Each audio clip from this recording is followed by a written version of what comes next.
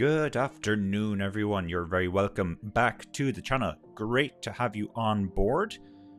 Monaco Grand Prix. What can I say? This is it. This is the Grand Slam in terms of Formula One, and this is, of course, well, it should be considered as a very exciting race. I think the reality is not a lot of overtaking happens at Monaco. Although you're almost guaranteed that there will be a safety car at some stage because somebody is going to have a coming together, or there will be some kind of a collision somewhere along the track.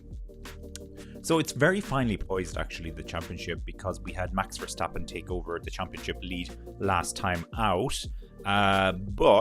But despite this, we have Charles Leclerc, who, of course, this is his home race, and he's all set to start from pole position.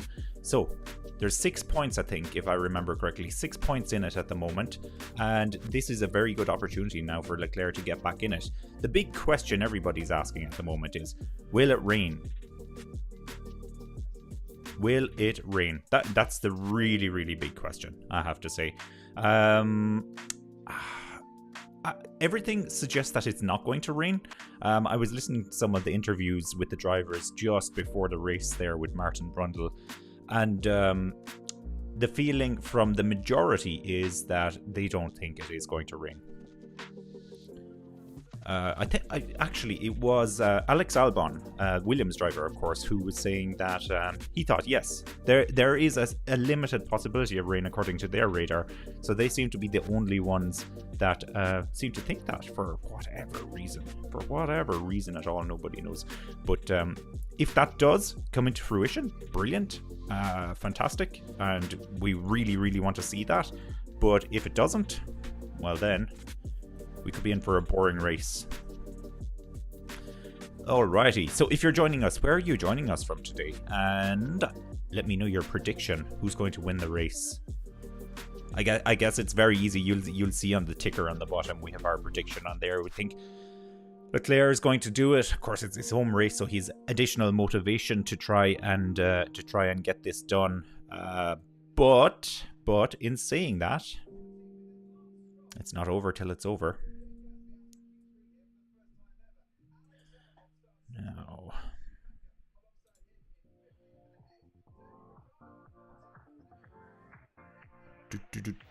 yes, just running through the grid there at the moment, so nothing happening yet.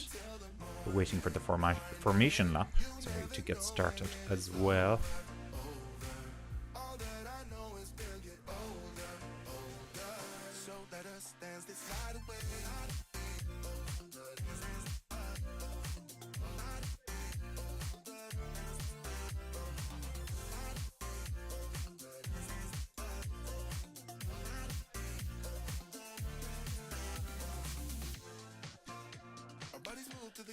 All right, let's do a very quick run through of the grid, since they're doing that on the TV as well at the moment. Zhu is starting in last place. So we have Zhu starting in last place. Then we have Latifi, who's next up, starting in 19th. Stroll is 18th. Gasly is 17th. Disappointing for Gasly. We have Albon in 16th. And then in 15th place, it's Mick Schumacher. 14th is Ricciardo. Once again, very disappointing for Ricciardo. 13th is Magnussen. 12th is Bottas. 11th is Tsunoda. 10th is Ocon. 9th Vettel. 8th Hamilton. 7th Alonso. 6th Russell. 5th is Norris. 4th, a little bit of water on the circuit there. It does look like it may rain. 4th is Verstappen.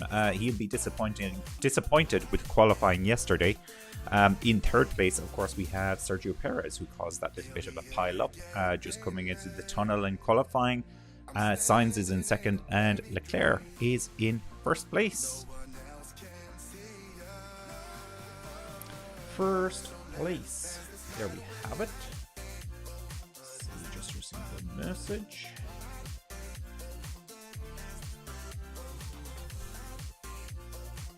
Everybody is starting on the intermediate tire, so there is definitely a little bit of rain here. That suddenly makes things a lot more interesting. I was a little bit worried we were in for a slightly boring race. I actually have jet lag as well, so I was even more worried that I was going to fall asleep during the race if it was that boring. Which would make would make thrilling viewing on YouTube, that's for sure.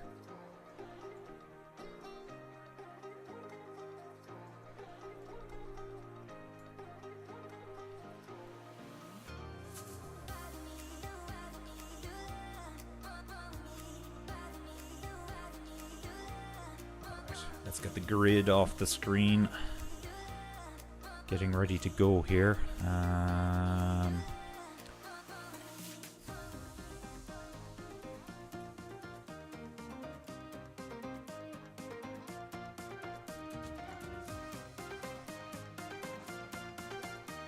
Now, the formation lap will be behind the safety car. Oh, well, that's boring.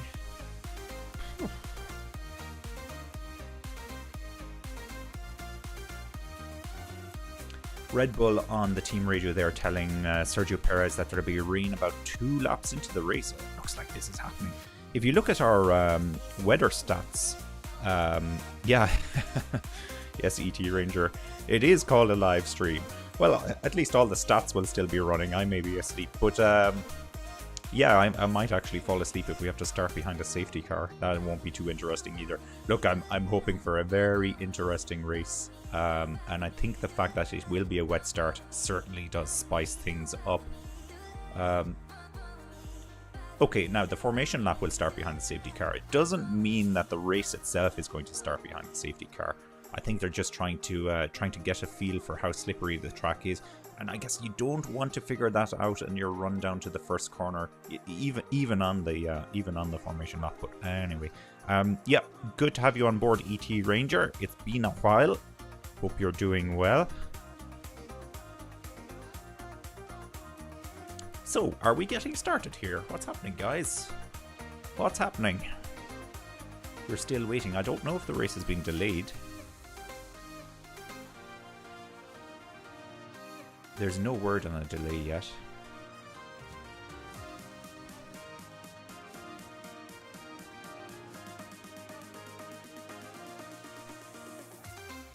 We have a number of drivers at the back starting on the wet weather tires.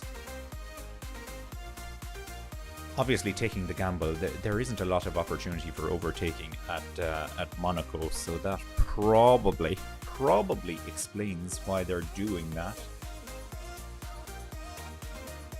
Probably does.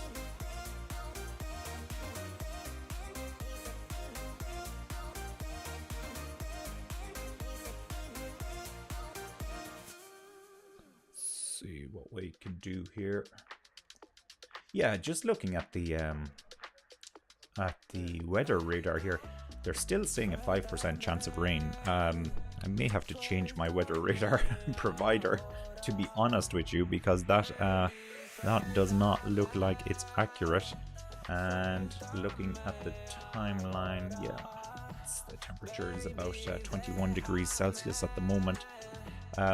Interesting. So the radar I have here behind me, this one here, it's actually going through a time loop. So when you see things appear on it, that's at a different point in time.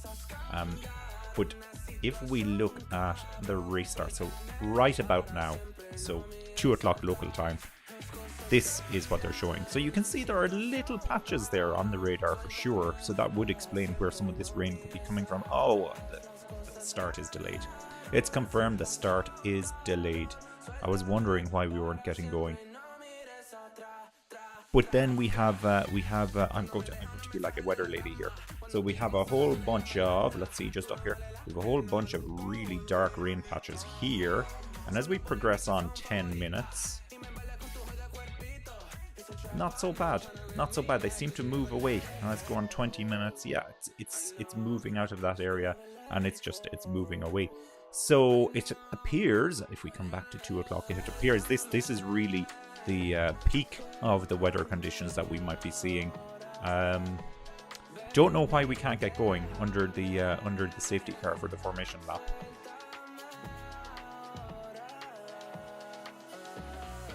If I was on the full wets now, I would be very annoyed, I have to say. Very annoyed, because the track could dry up during all of this. But anyway, Max Verstappen wants to know what we're waiting for. You know what, Max? I completely agree with you. What are we waiting for? Let's get this race started. Whilst we're waiting, I have a little slideshow on the bottom left-hand side of your screen. You'll see those interesting stats that George Russell, and of course it disappears as I say it, but George Russell has finished in the top 5 for all of the races so far this season. So he has a nice little record going on there. Let's see what he can do in this race. And with regards, yes, to the tyres, they were predicting a one-stop race. I think that somewhat changes now that we're starting with wet weather tyres. So it looks like some of the runners at the back are going to be on the wet weather tyres, whereas some of the guys closer to the front will be on the intermediates. And with this delay in the start, I suspect that plays more into the favour of... okay, here's Carlos Sainz's car. They're changing the tyres. They're changing the tyres on his car.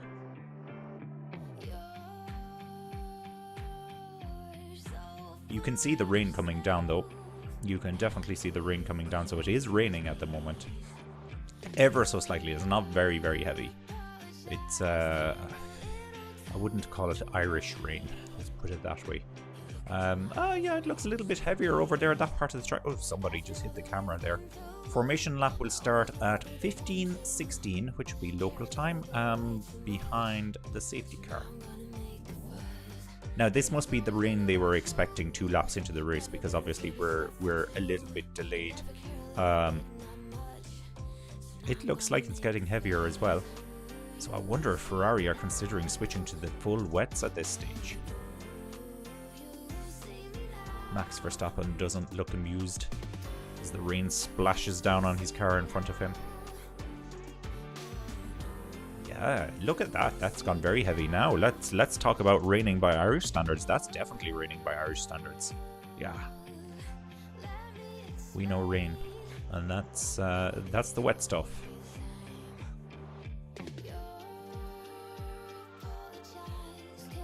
That track looks very wet at the moment. It all comes down to how fast it's going to dry up. And I think now the big question is full wets versus intermediates. Well, I'm not a Formula 1 driver, so I can't really say what I would do, but I would imagine if that track dries out and you're on full wets, you're in trouble. But Leclerc, 10 minutes. Okay, so they're saying it'll be raining like this for 10 minutes. You know what? It's all going on and we haven't even started yet.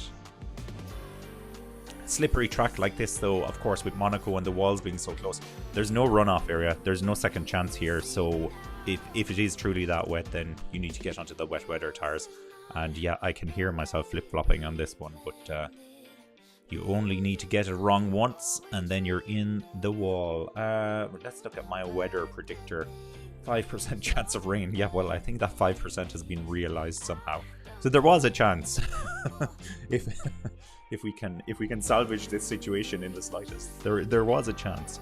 The humidity is apparently 77% as well at the moment, so quite humid.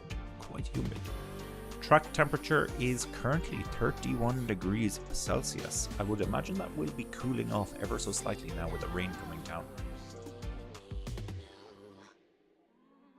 Yeah, that's wet. With the safety standards these days, I wouldn't be surprised if we'll have a further delay to the start of this race. Even if we can get going behind the safety car, I would like to see that happening now. There's Vettel. It looks like he may be on full wets, but he has the tire blankets on, so it's... Formation lap will take place at 15:16, which is local time in Monaco, behind the safety car on extreme wet tires. It looks like they're mandating the tires that cars have to go out on, so everybody will be on the same tire, but it'll be absolute mayhem then when we reach that crossover period. Somebody towards the back obviously is going to take the gamble, but as I said, this is not necessarily the track you want to be gambling on. Not necessarily, but yeah. So we'll just wait. We'll wait for this race to get started.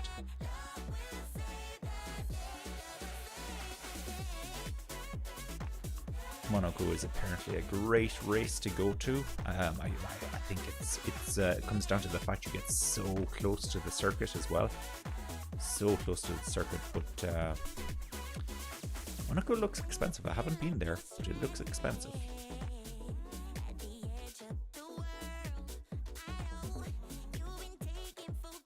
The Aston Martin umbrellas, those are very cool. Very, very cool. I'd like to get one of those for myself. Once again, being Irish, we'd have plenty of use for the old umbrellas. A lot of very wet people in the crowd. Looks like a group of Brazilians there who were not expecting the rain. A lot of ponchos there as well, so obviously there were people that were prepared. Yuki Tsunoda waiting patiently. Yuki Tsunoda had quite a good qualifying. He's starting in 11th, and this is by comparison to his teammate now, who is starting all the way back in 17th, I think. 17th, yeah, let's have a look at the screen. Yeah, Gasly in 17th, so he had a very, very challenging qualifying, that's for sure.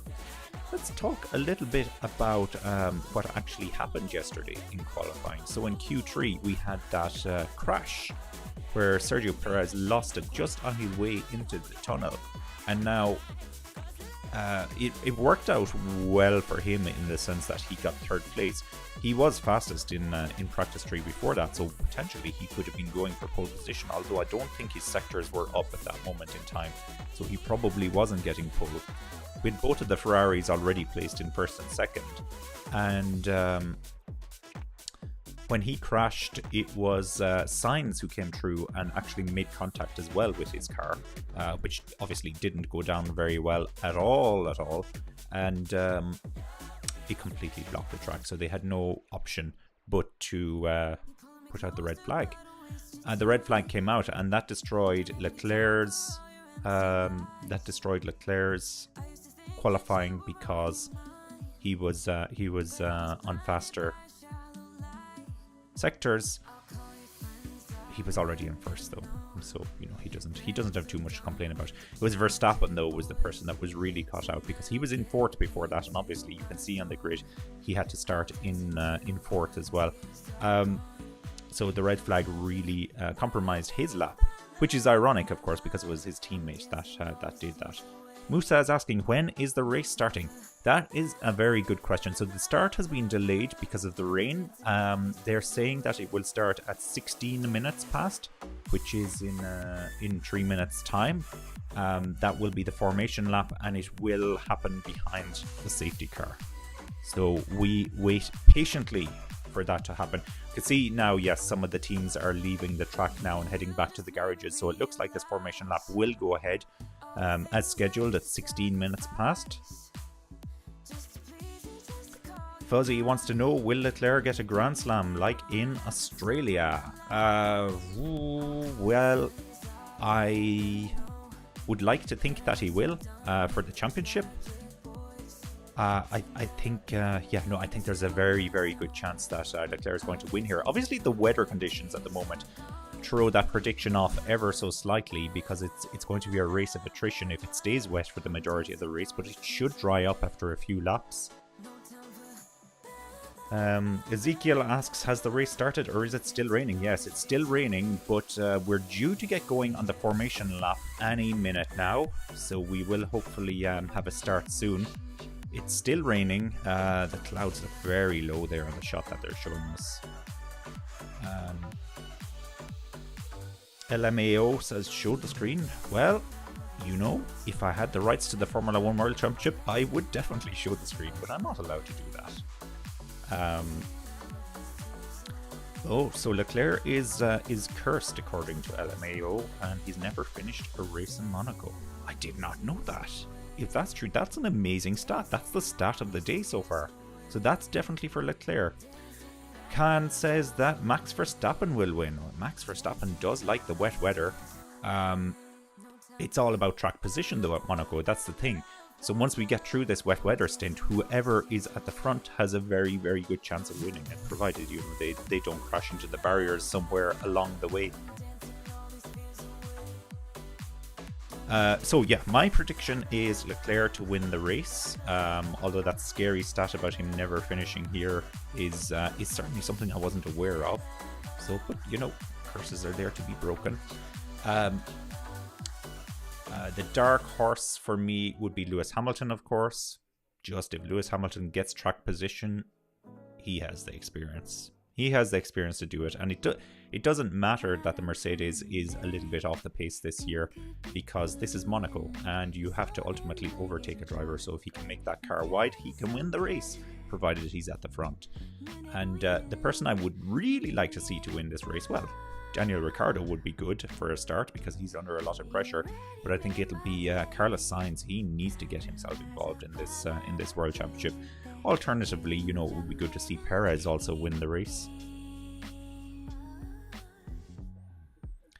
Now, so Evan, hoping for Latifi or Tsunoda to make it to the top 6. In these kind of conditions, anything can happen.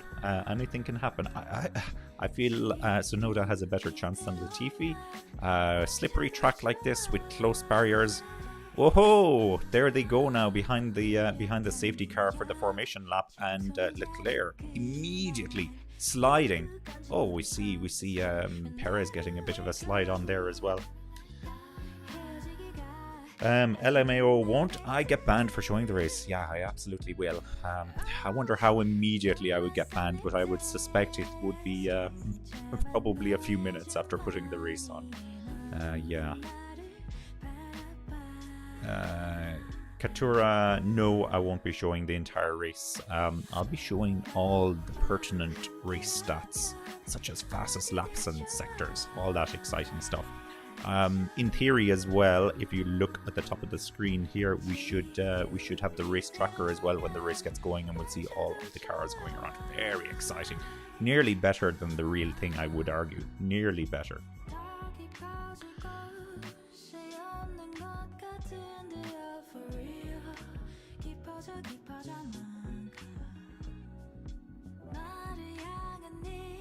Okay, I'm struggling with this username. The Skel No FX19. Nice username. Very difficult to say. Leclerc to win with an elbow bump. Well, yeah, he might have to get his elbows out if somebody tries to get past him. JK says nope, he won't. Katura asks, where can you watch it live, or a live stream of the race? Well, it very much depends on what country you're in, and I'm sure there are the legal and not so legal ways to do it. Eli asks if there's an accident. Not yet, Eli, not yet. The race is due to get started any minute now. Any minute. Let me get my timings back on my screen so I can see what's happening here. Now, yes. I've no idea if the safety car is going to pull off here, or if he's sticking around for the race start, which would be kind of boring. It's really coming down though, the rain. It's really, really heavy at the moment, and they're continuing on. They're keeping going. So what's this? A second formation lap? Yeah, it looks like it's a second formation lap, and it doesn't even count towards the race. Vettel team radio. He's saying it's very heavy rain now.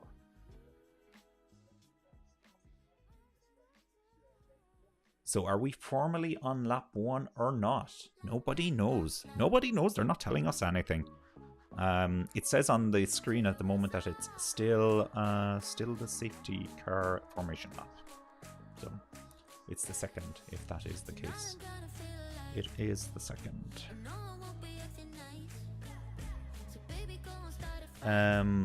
Moses asks, will there be dots to represent the cars on the map? Yes, there will be as soon as the race gets started. That's the theory behind this, at least. And Chamney, yeah, lovely emojis, Chamney. Very, very nice. Love them. Love them. Here we go through the tunnel, ironically the only dry patch on the racetrack.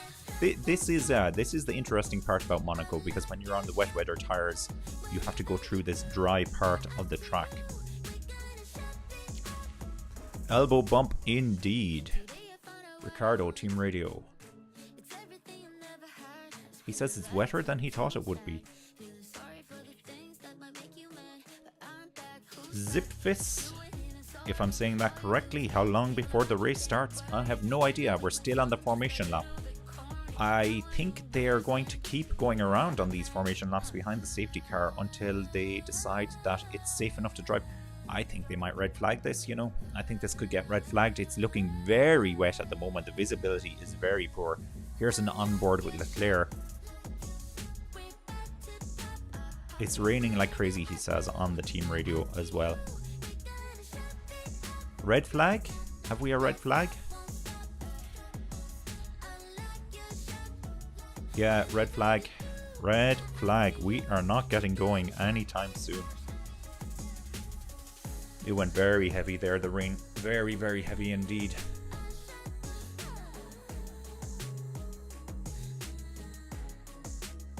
All the cars now coming into the pit lane, and we can see all the mechanics scrambling. Well, that's quite a shot they're showing us on the screen at the moment. There is a lot of water going down the track at the moment. A lot of water, so I'm not surprised in the modern day Formula 1 that they're not getting started.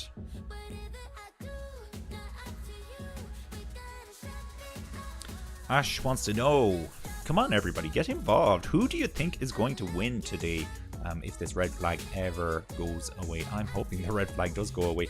It'll be quite the anticlimax if we have a Spa-Francorchamps for 2021, where the race was settled after, I think it was after a couple of laps around behind the safety car. Now, they did formally say that the race had started at that point. We didn't even get that here. We only got the formation laps. Only the formation laps. Fadil wants to know, what is the rain forecast? Well, the rain forecast, as you can see on my screen, is a 5% chance of rain. And I can tell you, we've well and certainly hit that 5% chance, because it is raining like crazy. Weather radar at the moment is, it's showing a few clouds going over the central location, which of course is Monaco, but it is due to move away, we're hearing. It's due to move away, so I don't know when this race is getting started. All the drivers have gotten out of their cars as well. Just listening to Christian Horner. Yeah, he's saying it's too wet to be getting going. Ah, sigh. Sigh, how disappointing. I want to see some racing. I want to see some racing. I did tune into some of the Formula 2 earlier. I think there were 2 safety cars that I saw. I didn't get a chance to finish that race. I did record it, so I might watch it later. So please, no spoilers alert. No spoilers. And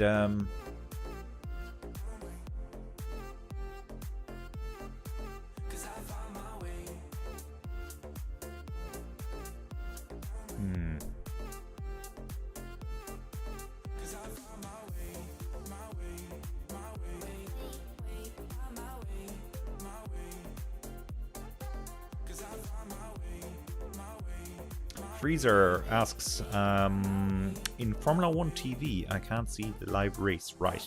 Well, per my understanding, I don't have Formula 1 TV, but my understanding is that it depends on the country that you're in, or the region that you're in, and there are different rules and rights depending on that.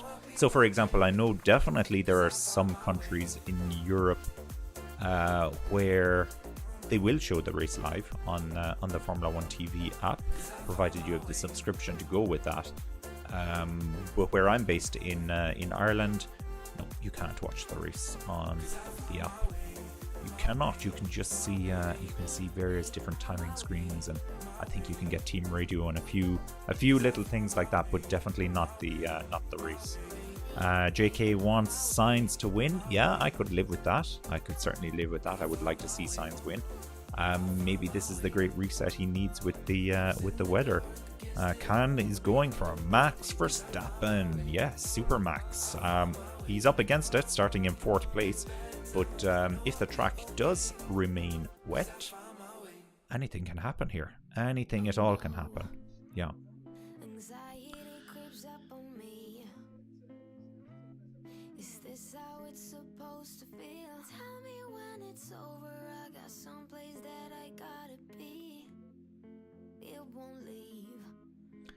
Enrique, very welcome to the channel. Carlos Sainz is the spirit of the morning of Edgar Allan Poe. Greetings of, let me get this right, Penumbras de Puertos Panteras, Atacama Desert. Wow, welcome. You're very welcome. I have never heard somebody from there on this channel before, so there's the first. Emkins Fen.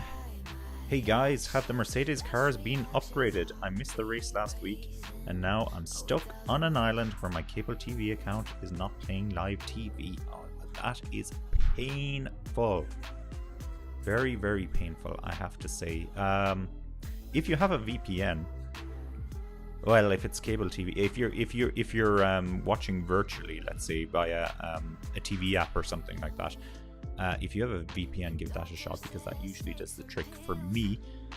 Yeah, so last weekend Mercedes did come to the Spanish Grand Prix with a few upgrades. They seem to have cut out a lot of the porpoising that the car was experiencing on the straight, and in fact they were the fastest car on the straight as well. So they had quite a good race last weekend. A few overheating issues though, but we did have Russell, I think, finish in third, and Hamilton finished in 5th, although he could have had 4th if it wasn't for the overheating. He basically had to give that back. So yeah, they look a lot better now. The Monaco circuit doesn't seem to suit the setup of the Mercedes car, so that's the only comment I'll throw in for this weekend. But once again, as I would say, it's all about track position here. So if you can get Hamilton or Russell into a good position, they could potentially do very, very well in this race. Looks like Spa 2021. Oh, unfortunately, yes. Unfortunately, yes. We never got up and running here. I think we've only had formation laps, so I don't know if they can even declare a winner based on the race at the moment. It does look like it's slightly clearing up, but that could be just the camera angle that we're up against. Who do I think is going to win? Well, I was pinning it on Leclerc being the homeboy. He's an interesting stat I've learned here on the comments. He's apparently never finished this race. That's crazy. That's crazy. But yeah, Leclerc I was going with, and I was saying that my wish would be for either Sainz or Ricciardo to win. And one of the Red Bull mechanics enjoying a nice ice lolly there. Yeah, so it must be warm. Let's see, what's the temperature at the moment? What temperature are we on? It's only about 20 degrees Celsius. And dark horse, of course, Lewis Hamilton. You just can't. You can't. Yes, sorry. Fondle, I'm just looking at your comment. I'm not going to say the rest of your name out loud. Nice try. Yeah, so I think Leclerc is going to win. The rain, though, it's a wild card, that's for sure. Rents Riri says, don't think he will, but would like to see Lando win. Yeah, well, these type of conditions, plus given it's the Monaco circuit, it can be the great equalizer. And of course, we have Lando starting in 5th place, so he's not too far away from the front. So it's not a crazy suggestion by any means, not at all. Adrian says, watching from the island of Malta in Europe. Yeah, Malta is a lovely spot. Lovely spot. I've been there twice, I think. Both times for holidays, not work, just pleasure, and lovely spot. Enriquez 1194. Who do you think is going to win? I think it will be Verstappen. Hugs from Portugal. Yeah, well, hugs from Ireland, Enriquez.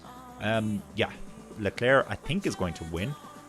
Verstappen is Verstappen. If he gets the slightest chance to win this race, he's going to take it.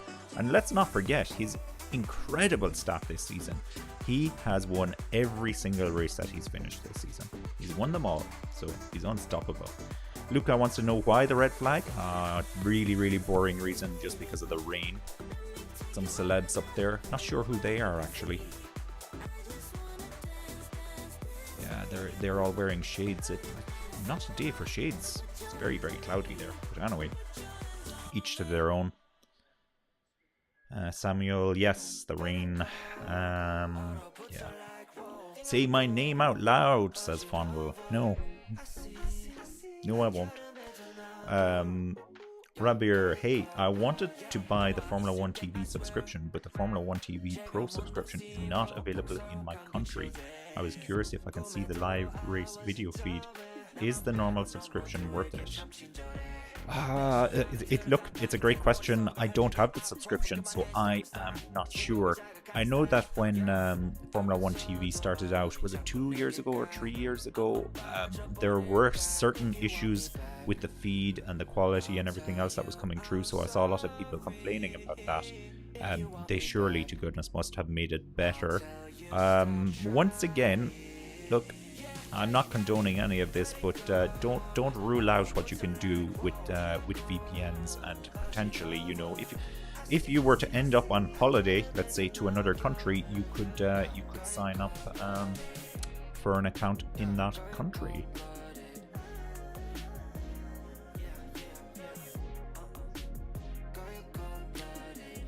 Balsamus Pieter Colrara. Scott Daniel, I'd love to see Checo win after they did the dirt on him last weekend. Yeah, the only way they'll let him win is if Verstappen is out of the race, you would suspect, after seeing what happened last weekend. Maybe it was a once-off. I can't be convinced because of the pressure Red Bull are under now from Ferrari. I feel like they've already decided that Verstappen is their number one man, which is very unfortunate for Perez because he actually looks better this season than last season. Emkins says, thank you. Elena, red flag raining. Yeah, Scott Daniel, Leclerc won't win, he won't finish. Bold prediction. Bold prediction there from Scott. He may not finish. He may not.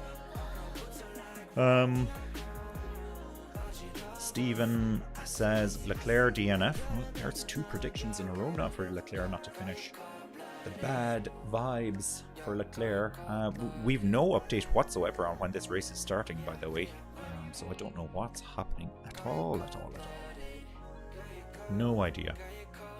So thank God for the comments.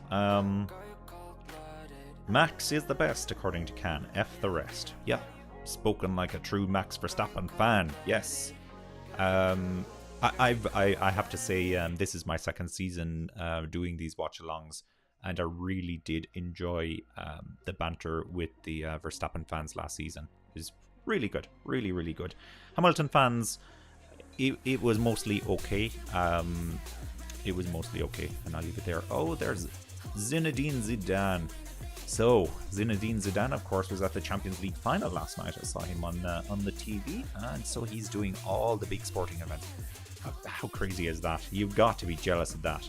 Champions League final last night, Monaco Grand Prix today. Well, hopefully it gets started, otherwise it was a journey wasted. LRDDRG Lord Drug says, I put $5 on Verstappen. Interesting. What type of odds are you getting on Verstappen? What type of multiplication could you get on that? It's not the worst bet in the world, I would say, to go for Verstappen. Will the race, Sandeep asks, will the race start even if it's raining? I would like to think it will, and I'm really hoping that this race starts very, very soon, but we've seen no notification on the screen yet as to what the heck is happening. I want to know myself. Thoughts, Wrench Riri, if that's correct, thoughts of the Ricciardo situation at McLaren. Ricciardo's situation in McLaren is very unfortunate. I'm a very big fan of Daniel Ricciardo. I like him a lot. Thinking back to his Red Bull days, and even when he was driving with Renault as well, he's an exciting driver. He's able to do things. Let's not forget, he did win a race for McLaren last season as well, something that Lando Norris couldn't quite manage. He came very close in Russia, but he couldn't quite manage it. So I feel like it's a little bit unfair of all the criticism that Ricciardo is getting. And there are a couple of factors at play here. So Ricciardo clearly doesn't feel as comfortable in the McLaren car as Lando Norris does. We can't dispute that. Has he lost it? I don't know. I don't think he has lost it. Maybe it's just the car doesn't suit him so well. Although he's in his second season now with McLaren, so those types of excuses have to be running dry at this stage. Then there is the other factor that Lando Norris is just an unbelievable driver who is like coming into the peak of his powers. And maybe it's just a case of the wrong teammate at the wrong time as well. Much like when Vettel went up against Ricciardo in the Red Bull. And for Vettel, that was kind of the wrong teammate at the wrong time as well. Then we have the comments that have come through from the team boss at McLaren. Why can't I think of his name at the moment? But regardless, he pretty much admitted that Ricciardo is at danger and he's up against it. I really want to see Ricciardo stay. He hasn't done himself any favours over the last season and a bit with McLaren, so I can't see any of the top teams being in for him unless somebody is looking for a really solid number 2 driver, and I don't ever see Ricciardo accepting to be number 2 driver. So there you go. Those are my thoughts. That's why I'd love to see a couple of good results for Ricciardo. And regardless of good results, he just needs to beat his teammate a couple of times as well, because he's just losing out to Lando Norris every single race. It's non-stop. It must be like a nightmare for him, because if you can't beat your teammate,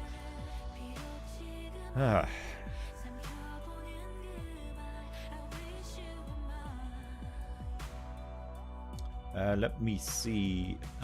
Wichita Gaming says, watch Wichita Gaming. Okay, I'll take your word for it, Wichita. I'm sure it's very, very good. The red flag will turn green eventually. They won't make the same mistake like Belgium 2021. Oh my god, don't even go there. Don't even go there. They can't do a Belgium 2021. That can never happen again. That can never, ever, ever, ever happen again. I feel the pain of that one, because I genuinely considered going to that race, and Spa-Francorchamps is always one that I would consider going to.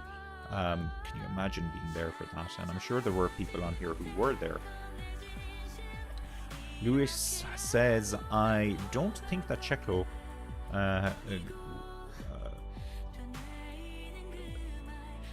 could have won the last race. His pace was not up there with Max. Sorry, losing my ability to speak here.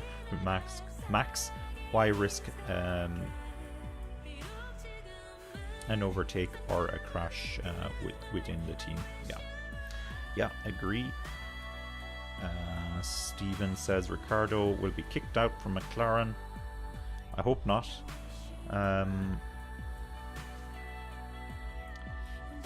Roy Backer 1973 says, the crap in my country is that you have to subscribe for the full TV channel for €25 a month, whereas I am only interested in Formula 1. It would be nice to have one race ticket to watch or something. Yeah, I agree with you. I'm in pretty much the same boat where I have to subscribe to the full sports package to get Formula 1, full sports package being Sky Sports. And I thankfully do watch a few other sports though, so I try my very best to get a bit of value out of it. I watch some of the soccer, and let me see, what else do I watch on Sky Sports? I guess that's probably it. Maybe I'm not getting value. You're making me second guess my decisions here. Scott Daniel, mostly okay, very diplomatic. Yep. No, where I'm losing the run on myself. Where are the comments? Would they please give us an update on the race? That's what I need. I think I'm going to have to open up Twitter and see what the heck is going on. Come on, guys, what's going on now? Of course, I'm going to spoil the Formula 2 for myself. The latest on the Monaco Grand Prix. Yeah, very first comment I've seen on here for the Monaco Grand Prix. Somebody says, get your S together and get the race started. People speculating about whether or not we're going to have a race photo of Zinedine Zidane and Fernando Alonso, two legends, two goats. 100% real image of me staring at my screen. Yeah, it's the signs meme. Oh, that's a good one. There's a good one. There is somebody has superimposed that little snippet of Valtteri Bottas in that stream. I think it was in Colorado, but placed it onto the circuit because of all the rain. It works quite well. Yeah. Okay, but no details that I can see as to when the heck this race is getting started. So let me come back to the comments. There are a lot of comments. Apologies, I'm falling behind here. Miguel says Checo Perez champion 2022. Yeah, and I don't speak Spanish, unfortunately, but I get the gist of it. And yeah, you're going for Perez. Look, if Perez wins the championship in 2022, I would not be unhappy with that. I could totally live with that. I could live with that. Adrian wants to know, will they still have a maximum of 2 hours racing or what? I have no idea. I thought that's only if the race starts, and the race hasn't started yet, so I think that's the complication here. Zipfits, what is your favorite team or driver and why? Favorite team and driver? Very good question. I don't necessarily have a favorite team.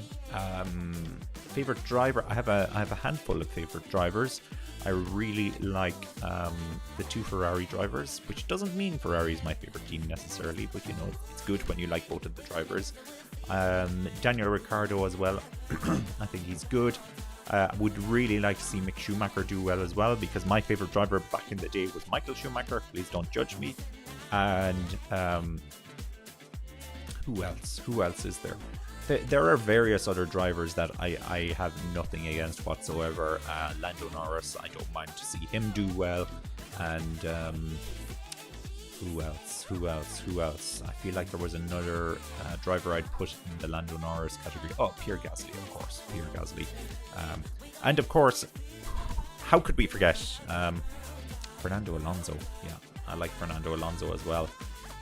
He's a very, very skillful driver. Of course, Alonso was up against Schumacher back in 2005 and 2006, so I had somewhat of a dislike for him at the time. You will notice I have not mentioned Max Verstappen or Lewis Hamilton. I'm just not going there, guys. I'm not going there. I'm not having the Verstappen versus Hamilton argument. They're at very different stages in their career as well, so I don't even think it's fair to be comparing them. Thomas says, go Leclerc. Yeah, well, please do go Leclerc. If we could get this race started, it would be absolutely fantastic.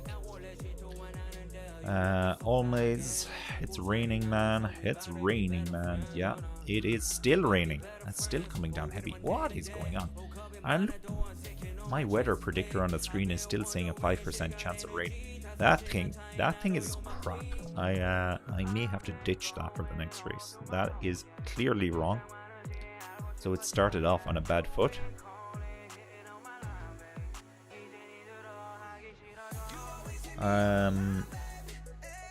Jelle van Kampenhout. Trying to figure out whether or not I've been tricked in that. Your mom love you XX. Yeah. Love you too, Jelle. Rico 2301 looking on from Trinidad and Tobago. Very nice. Very, very welcome to the channel. Zakan 2013. Zach Brown is grooming. Zach Brown, that's his name. That is the guy I was looking for.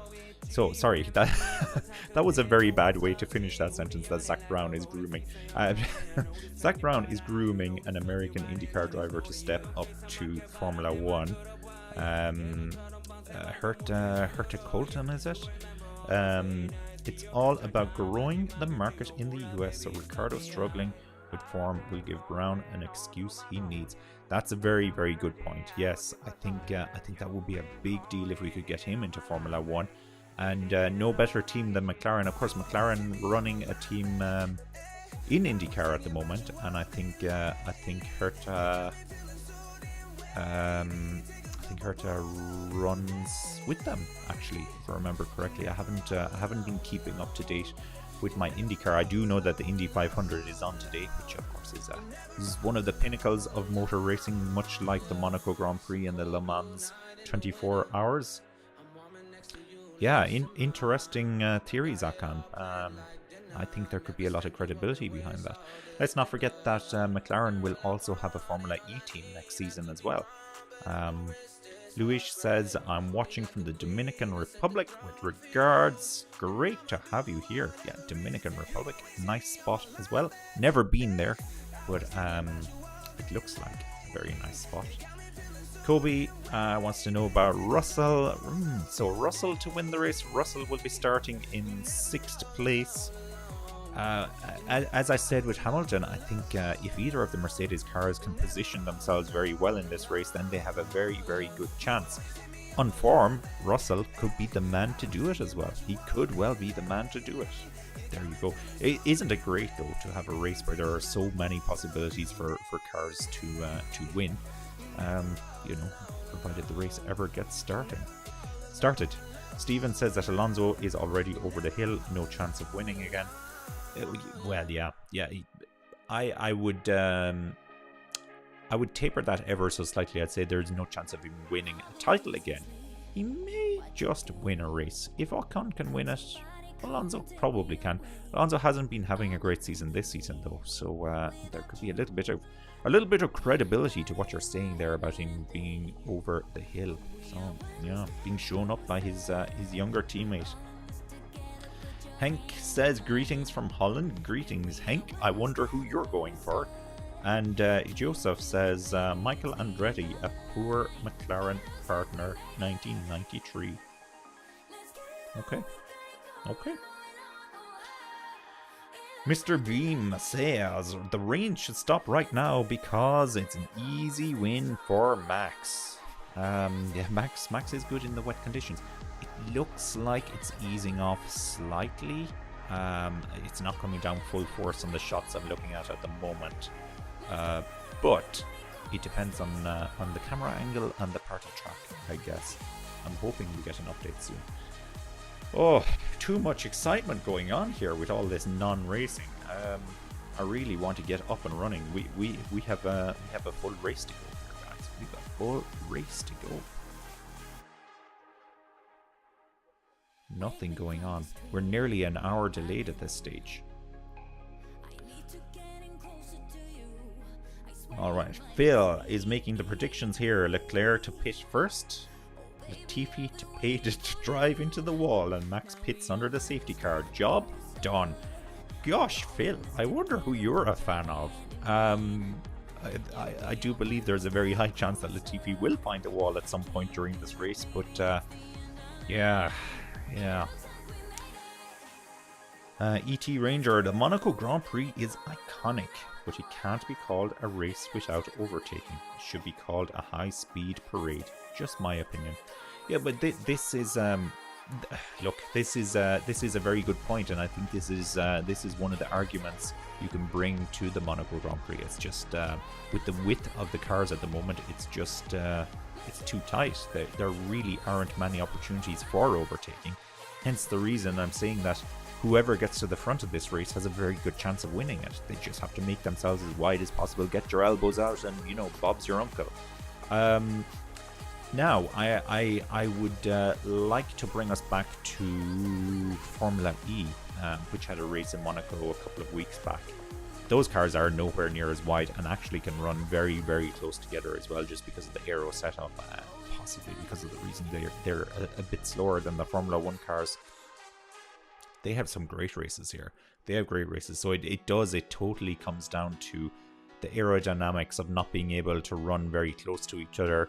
which is apparently better this season because of the change in the regulations, but also the width of the cars. They're just too wide, and we've already seen in the Formula 2 overtaking was at a premium. So yeah, look, it's a good point, ET Ranger. I think this is one of the debates that's going to rumble on, and we're hearing a lot this week about the possibility of Monaco being taken off the calendar, because of course Monaco is one, I think it's the only race that doesn't pay to be on the Formula 1 calendar, where there are plenty of other countries and locations that are more than willing to pay for their race to be on the calendar. And indeed, I feel like a lot of the European races are at great danger of not being on the calendar anymore in the future, because they're just not willing to pay. We've already seen what's happened with Germany.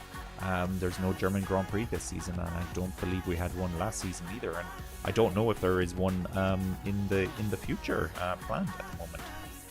And then by comparison, we have we have a number of races in the US coming on board. We have a lot of races in the Middle East as well. There are locations and countries that are more than happy to pay to host a Formula 1 race. Scott says, going to need to lay down soon. Too much excitement. I am totally there with you, Scott. I am, I thankfully have a reclining chair, so I might have to tip it back after a while and,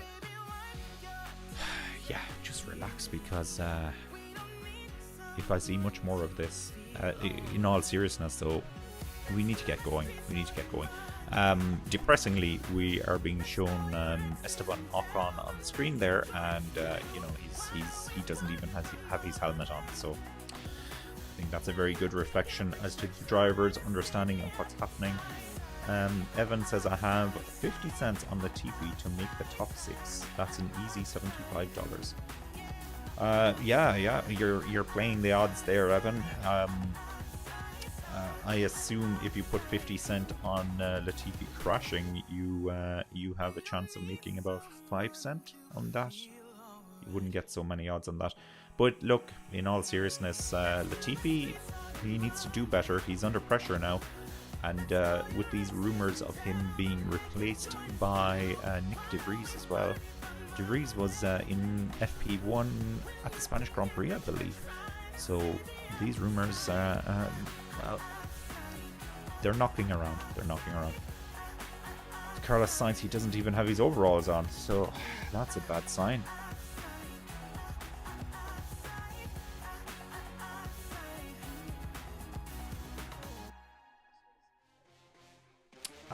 Joseph, you're being controversial here. Michael Andretti, IndyCar champion, faced to Ayrton Senna. He had no chance in Formula 1. IndyCar is not a good school to Formula 1. Well, look, it's pertinent to the conversation, at least because we're talking about Herta Colton, I think, potentially coming into Formula 1. What he can do, who knows? I think if you put him up against Lando Norris, he's not going to fare too well. But I don't know. I don't know. Look, it's a good point. Look, Ayrton Senna, though, was one of the greatest of all time. He was used to driving that car. And then for Andretti to come into Formula 1 and go straight up against one of the best ever, it was only ever going to end one way. I guess it's a good point, though. What is that transition from IndyCar to Formula 1 like? And vice versa. We've seen the likes of Christian Eriksen, Max Chilton, Roman Grosjean. All those guys really struggled in Formula 1 now, albeit in poor Formula 1 cars.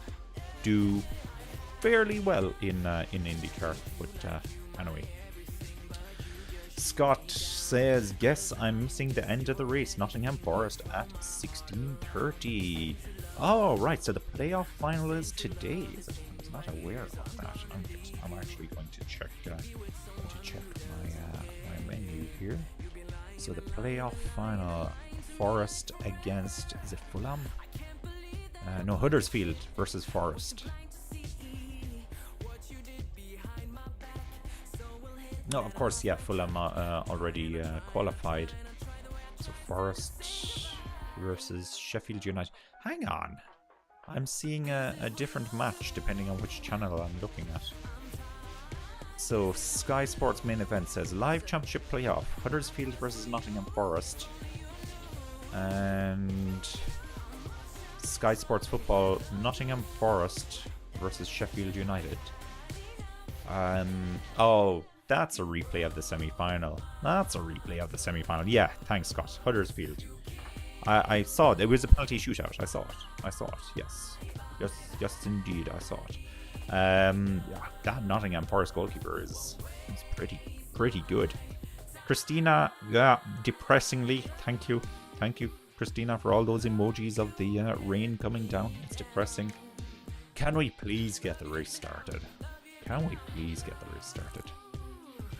David B says, thank you for your great work.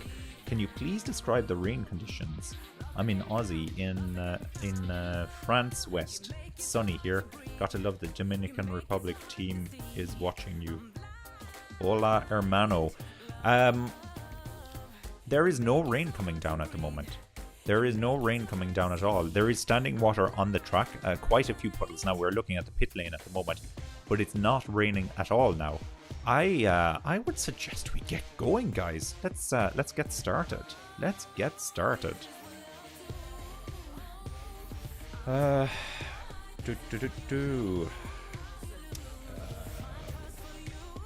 Alrighty, Zakan. Michael Andretti's father, Mario, is maybe the only one that successfully transitioned from Indy to Formula 1. I believe Scott Dixon would have been successful, but never got the chance. Very hard to know. The only thing is, when you go back in time in Formula 1, I think you could probably draw more parallels with the cars. They're so complicated these days with all the computer systems that they have on there, the different forms of downforce and traction and everything else. It's really hard to tell what the average driver would do these days in a transition to Formula 1. Obviously, if you're a skilled racer, you're a skilled racer, so that kind of has to come into it as well. But yeah, as I said, I don't fancy Herta's chances against Lando Norris, but he's a young driver. He looks very talented. He could potentially do something. He could. Alptug asks why red flags. Because of the rain. The race started 1 hour ago. I wish it didn't start yet. We have had 2 formation laps behind the safety car, and then they red flagged the whole thing. So I don't even think that the clock has started yet. Now we're seeing shots of the safety car drivers, so it looks like they're getting ready to go again. I don't know if they're just going to do a run around the track to see what they feel, or if it will be more formation laps behind them. But we've had no updates yet, and we're coming up to... yeah, we're 58, so we're coming up to an hour since the race was due to start. So please, guys, please. I don't see any drivers getting into cars yet, despite the fact it has stopped raining.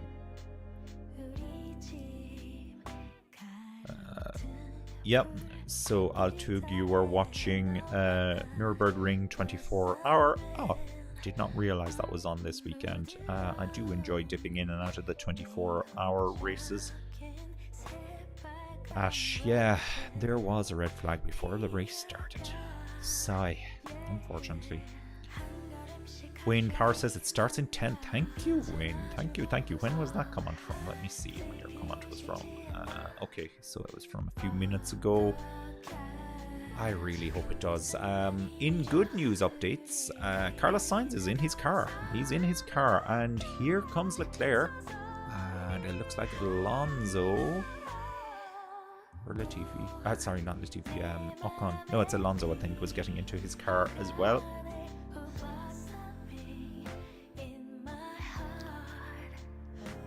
We've been told there's going to be 1 lap less in the race. Alright, so I guess that makes up for an hour lost. Well, you wouldn't want to take too many laps away from that. Oh, look at that. So Leclerc is getting into the car, and they wipe the soles of his shoes to make sure that they're not wet. So he has no slippage on the pedals. Smart, guys. Smart. Well, they're in Formula 1. They're in the pinnacle of engineering. Let me see. Benja Fire 13. It's raining in Monaco. It looks like it's not raining anymore. Good news. Not raining anymore. Sucheta says, when will the race start? Soon, by the looks of it. We had a poster up earlier who said it was starting. Wayne said it's starting in 10 minutes, and that was about 4 or 5 minutes ago. He said that. So let's see. Hamilton doing a few stretches there. Yeah, they're wiping down his shoes as well before he gets in, and he's about to hop into the car. All right, there's Hamilton getting in as well.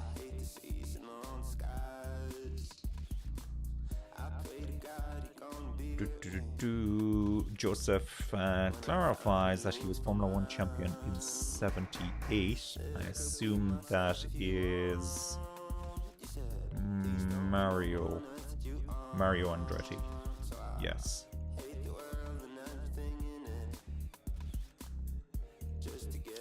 Animal World says, hi guys, I have Formula 1 TV, all questions to me. Yeah, thanks Animal World, because I don't have Formula 1 TV, so I was struggling somewhat with those questions. What country are you based in, Animal? To be able to get Formula 1 TV, you get the live stream. Dalila Pia says, has it started? Hi. Well, hello, Dalila. No, it hasn't started yet. It hasn't started. Danny says it'll start at 5 minutes past 4, 16:05. Yes, it's just on my screen at the moment. You're better than the TV presenters. Yes, you know better.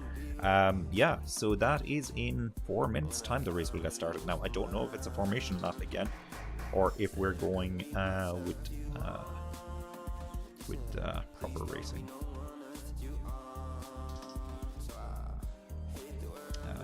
Alright, so further elucidation here by Zakan, providing a little bit more history on this. I've got to say I'm fascinated by this because I was not watching Formula 1 back then. Mario met Colin Chapman when starting his first Indy in 1965, I believe, and the meeting culminated in Mario getting a seat in Formula 1 car back in 68. There you go. Yeah, Wayne says it's defo about to start. Romerio says that Hamilton is bagging this one. Let's see. I am not going to disagree.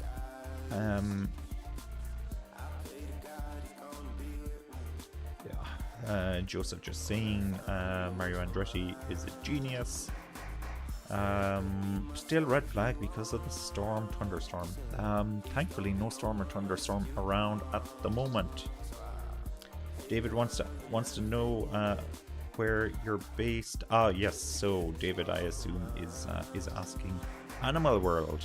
Yeah, where are you based? You tried Formula 1 TV in France. UK company, no joy, no help. May well be back down under.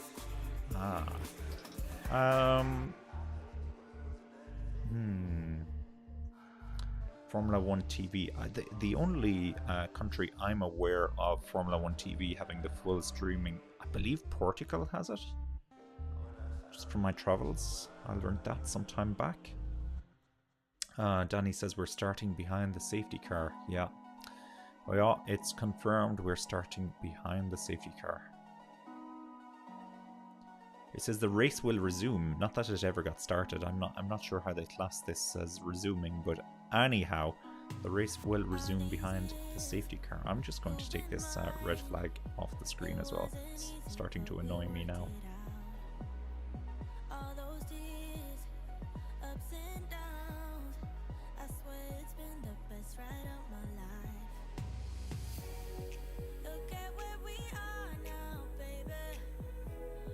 Wow, Ricardo Team Radio there from McLaren.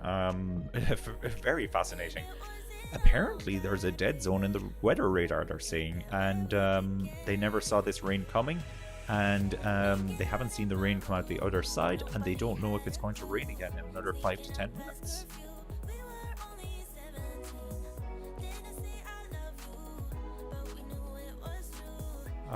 Yeah, Wayne is saying use VPN and get it to say that you're in Portugal. Yeah, that has been my experience as well, Wayne. And there was another country I know that had a very good deal on at the start of the year.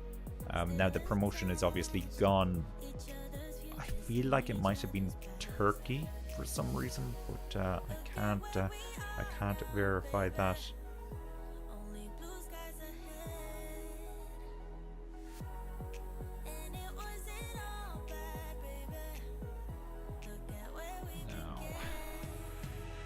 No.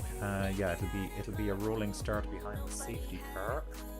And we're getting ready for that to get going very soon.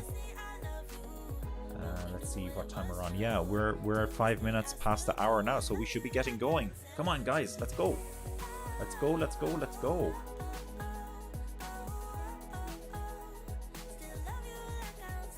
All right, the safety car is moving. We have progress. David B says, love your work. Great job always. Love your work, David. Love your work too. All right, they're off. So does this count as the restart? Is this the first lap? This is so strange. So strange. Off they go now. Up the hill. Here we are. Yeah, well look, they're moving at least. Yeah, it's officially lap 1 according to this. We're officially on lap 1. So you should be able to see the race tracker moving now, and we have live timing. Yeah, we're all good. Now we just need the safety car to disappear into the pits. So the race is going, so we're not having a standing start. That's unfortunate. I would have liked a standing start. That is unfortunate. James Jeffrey says Jacques Villeneuve went from Indy as champion to Formula 1 champion. That's right. As I recall, Andretti refused to live in Europe and truly commit and embrace the transition. Montoya, whilst accident prone, held his own. And of course that was... Oh yeah, so did Montoya start in IndyCar, then go to Formula 1 and then back to IndyCar?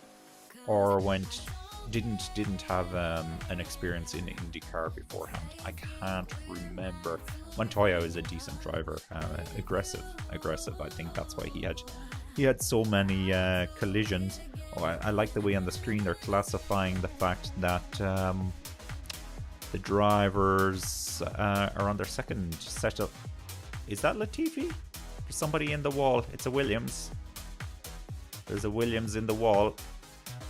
It's Latifi. Uh-oh.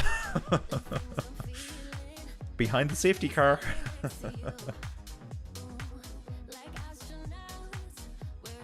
He says the car just didn't turn. Okay, well, you need to try the steering wheel, Nicholas. You need to turn the steering wheel. Was that Vettel who touched the wall as well? He's either Stroll or Vettel. It couldn't be both Canadians touching the wall. Yeah, Zakan says a good point about Jacques. Slipped his mind. Jacques Villeneuve is a very interesting proposition here because he stepped into the best Formula 1 car by far that was on the grid when he came to Formula 1. So you could argue that the likes of Andretti when he came into Formula 1, if he wasn't up against Senna, the Jacques Villeneuve one has me flummoxed. It's a very, very good safety car. Will enter the pits and we'll have a rolling start. But the Jacques Villeneuve one is a very, very good point, and that's really one to be debated, because Jacques Villeneuve wasn't great in his latter years in Formula 1. Wasn't great at all.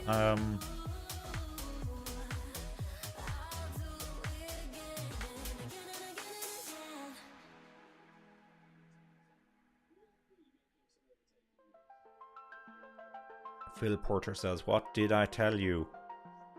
What did I tell you? Oh, don't tell me Leclerc is going to crash, you guys. My stream must be slow. My stream must be slow. Come on. No, surely not. Surely not. Surely not. No, no, no, no, no, no, no. No, no, no, no, no, no, no. Don't do this to me. Don't do this to me. How the heck are you so far ahead of me? Why is my race so delayed? Oh, Latifi wall. Okay, yes. I think we we all predicted that one. Oh, I was worried that was the curse of Leclerc, who apparently has never finished a Monaco Grand Prix. When the safety car peels off, well, the safety car is gone. We're under green flag conditions now. Coming around to the start finish here. Leclerc is taking his time. Oh, when he spins up these wheels. And he's off. He's off. He's flying it. He's flying it. So no overtakes or anything going on here because it's a standing start, so they all kind of had their track position. But it's a wet circuit, so it's going to get very, very, very interesting indeed. Just double checking now that everybody is on. Perez and Verstappen are on intermediates. Now there is something. Leclerc and Sainz are on the wets. Everybody else, apart from Bottas, is on intermediates, and Zhou is on intermediates. Gasly, Stroll, and Latifi are in the pits here. Whoa, that's an unsafe release there for Stroll. He's going to get a penalty for that. That was a slam dunk. That was a slam dunk. Joseph says Jacques Villeneuve also with a big and tragic father, Gilles. Yes, yes. Gilles, once again, a bit before my time, but I have seen races, classic races. He was an exciting driver, he really was. But yeah, very, very tragic indeed. Ferrari driver, of course. And now we're watching Leclerc, followed by Sainz. Perez is in third. Perez looks close enough to Sainz here. Not that there's, I don't know if I'd be risking an overtake in these conditions. GT says, let's go Lewis. Yeah, where's Lewis at the moment? Well, he's in 8th because that's where he started. I don't think there have been really many overtakes apart from the cars that have come into the pits. So Gasly is back out in 18th and he's on the intermediate tires. Now, just looking at my screen, is there anything I can do here about this little tracker on the bottom? Oh, well, that's not great. We have a little tracker here of where the cars are. We have the flag in the way. We're going to have to move that. Go down there. Look at that. Look at that. Editing on the fly. On the fly. Alrighty. Oh, Naked HD Fun. You're very welcome to the channel. Thanks for your comment. I will take care of that one later. GT says there will definitely be a crash today. Today's circuit is for hustlers. That is for sure. Leclerc's just set the fastest lap. He's at the front though, so that's not too much of a surprise. Look, it's a slippery circuit out there, and the walls are close. There's no second chances on this circuit. This is probably one of the most unforgiving circuits in Formula 1. Yeah, let's keep it safe, guys. Let's keep it safe. All right, let's do a rundown of where we're at. So Latifi's in 20th, Stroll is in 19th, Gasly 18th, Zhou 17th, Albon 16th, Mick Schumacher 15th, Ricciardo 14th, Magnussen 13th, Bottas 12th, Tsunoda 11th, Ocon 10th, Vettel 9th, Hamilton 8th, Alonso 7th, Russell 6th, Norris 5th, Verstappen 4th, Perez 3rd, Sainz 2nd, Leclerc in 1st. Hamilton says it's drying pretty quick. So good update there from Lewis Hamilton.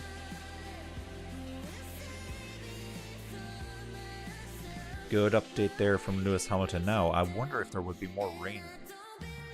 Here, Gasly. He's on the intermediate tires. Oh, he got it completely locked up there. He wasn't aquaplaning, but he had no grip. He could not control that. Luckily, Luckily, he did not go into the wall. Thank goodness for that. Leclerc, team radio.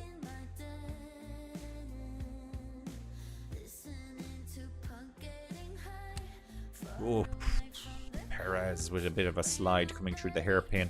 I think they just said to Leclerc there that there will be no more rain. The Ferrari radar is obviously a little bit better. Oh, this is on board with... this is Verstappen. No, it's Verstappen. Yeah, it's Verstappen. Oh, Verstappen is very close to Perez here. Oh, I thought he was coming through for a second. I get put away in my water.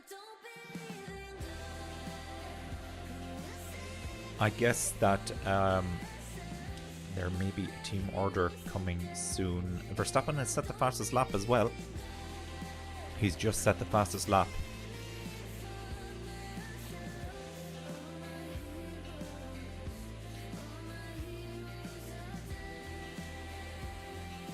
So the cars on the inters are struggling apparently, but Verstappen's on inters.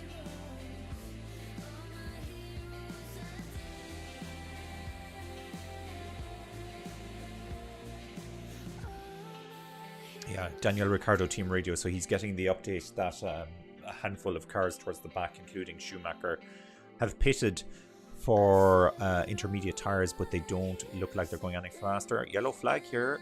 Oh, it's green flag, okay. I thought, woohoo! Verstappen was sliding across the track there. So they're showing us the battle now between Sainz, Perez and Verstappen. Not much of a battle in fairness, but they are relatively close to each other. Russell is fairly close to Norris as well. Haven't bothered checking the intervals. No, there's really no point checking the intervals at the moment.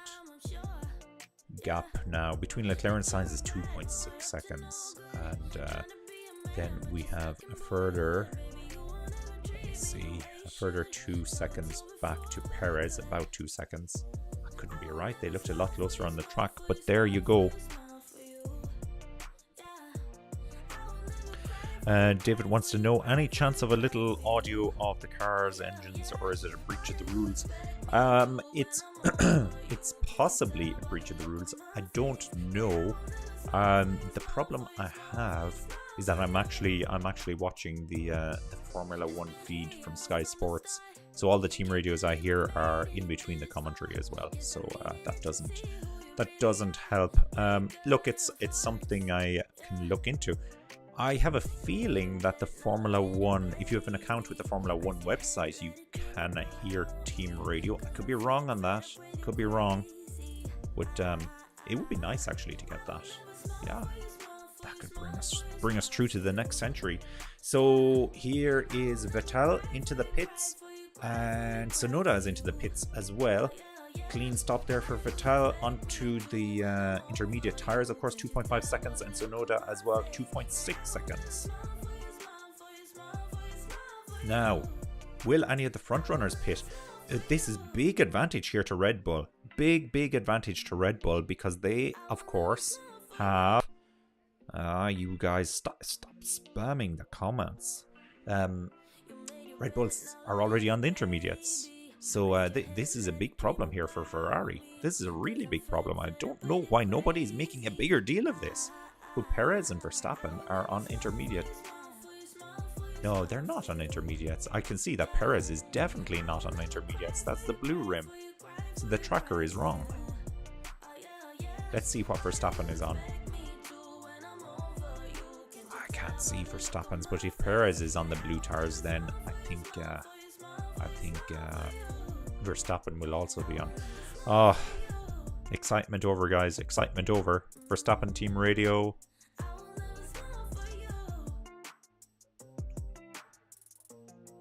They're asking him how the conditions are, and he says that it's drying, but still tricky on these tires. Now, this is on board with Verstappen. It's definitely the blue-walled tires that he's on. Definitely the blue-walled. Alright, I am going to see what I can do to get rid of... Naked HD Fun, block user. Okay, you've been blocked. Put user in timeout. No, I think blocking will be just fine. Add to block list. Yeah, let's do that as well. Yeah, oh, and all your comments have disappeared. Lovely. Lovely. Lovely. That's exactly what I wanted. I don't think they've disappeared from the YouTube stream. But, yeah. Alright, back to the race.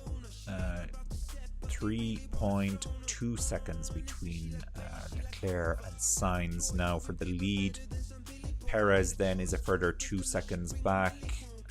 Verstappen 1.2 seconds behind his teammate. Norris then is 6 seconds down the road from Verstappen, and Russell is 1.5 seconds behind Norris. Alonso is 3.5 seconds behind Russell.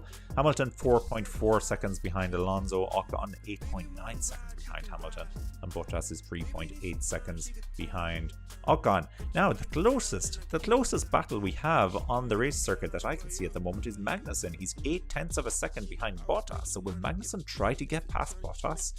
And do we risk having a collision if that does happen? Now we're on board here with, this is George Russell. So what's going on? It's a replay. Oh, okay. Just coming into the swimming pool area. Let's say he's beside the yachts.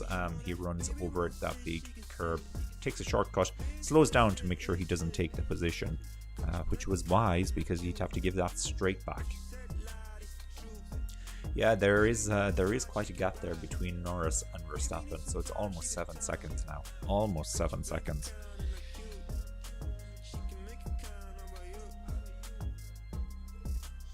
Oh, it's quite the slide as well from Norris. Norris has his good friend Russell for company here. Zhou is 0.95 seconds behind Albon, so that's tight as well.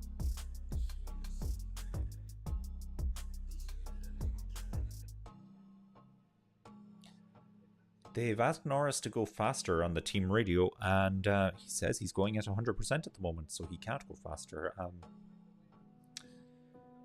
He seems to be pulling away slightly from Russell, though, so he's doing something right. He's doing something right. We're 10 laps in already. After just after 1 hour and 20 minutes, we're 10 laps in. Yeah. I'm looking at the Formula 1 tracker. It's saying that we're going to have 76 laps. The race coverage is telling me there will be 77 laps. So I don't know which one is right. We did hear a rumor that one lap would be taken away from the race at the end. And so it could be potentially 76 laps. They just haven't updated the TV stream. Now we're on board with, this must be Gasly. This is Gasly. He's 0.2 of a second behind Zhou. So this is a bit of a train here that we're seeing. Albon, Zhou, and Gasly. Albon himself is only 1.3 seconds behind Ricciardo. So Ricciardo, unfortunately, is the front of that little train at the moment. Sainz starting to feel the pressure here from Perez. 1.7 seconds. Yellow flag in sector 1. Let's see if something has happened. Looking at the tracker, Latifi is going slow. Track is clear, we're hearing, and Latifi seems to be back up and running. I don't know for certain it was Latifi that had the issue there, but he went very slowly on the tracker there for a second, and he's in last place. He's running on the intermediate tires as well, just out of interest.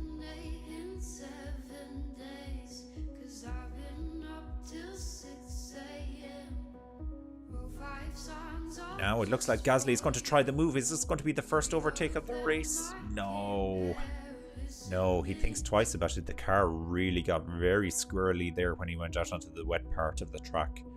Of course, Gasly is on the intermediate tires, but it looks like tire strategy means nothing if you can't overtake, and that's fair, I suppose. That's fair. He's very close here. We're coming up to the start-finish straight. It's not known for its overtaking in Formula 1. Maybe into the first corner he could try something. He's not close enough though. He's not close enough. There's a yellow flag. Oh, somebody's gone into the runoff section there. Somebody has gone off. Albon. It's Albon has gone off. Can he get back onto the track? It looks like he's gotten going again. And yeah, I'm looking at the tracker. That was the exact same place that we had Latifi slow down as well. So I think Latifi ran it deep as well into that first corner. Now Gasly is the man to do it here. Will he try into the hairpin? No, but he's staying very, very close to the tail of Zhou. Ricciardo, meanwhile, has gapped Zhou a little bit. But Albon was in the mix, if I remember correctly, and he's not so much in the mix at the moment. Not so much.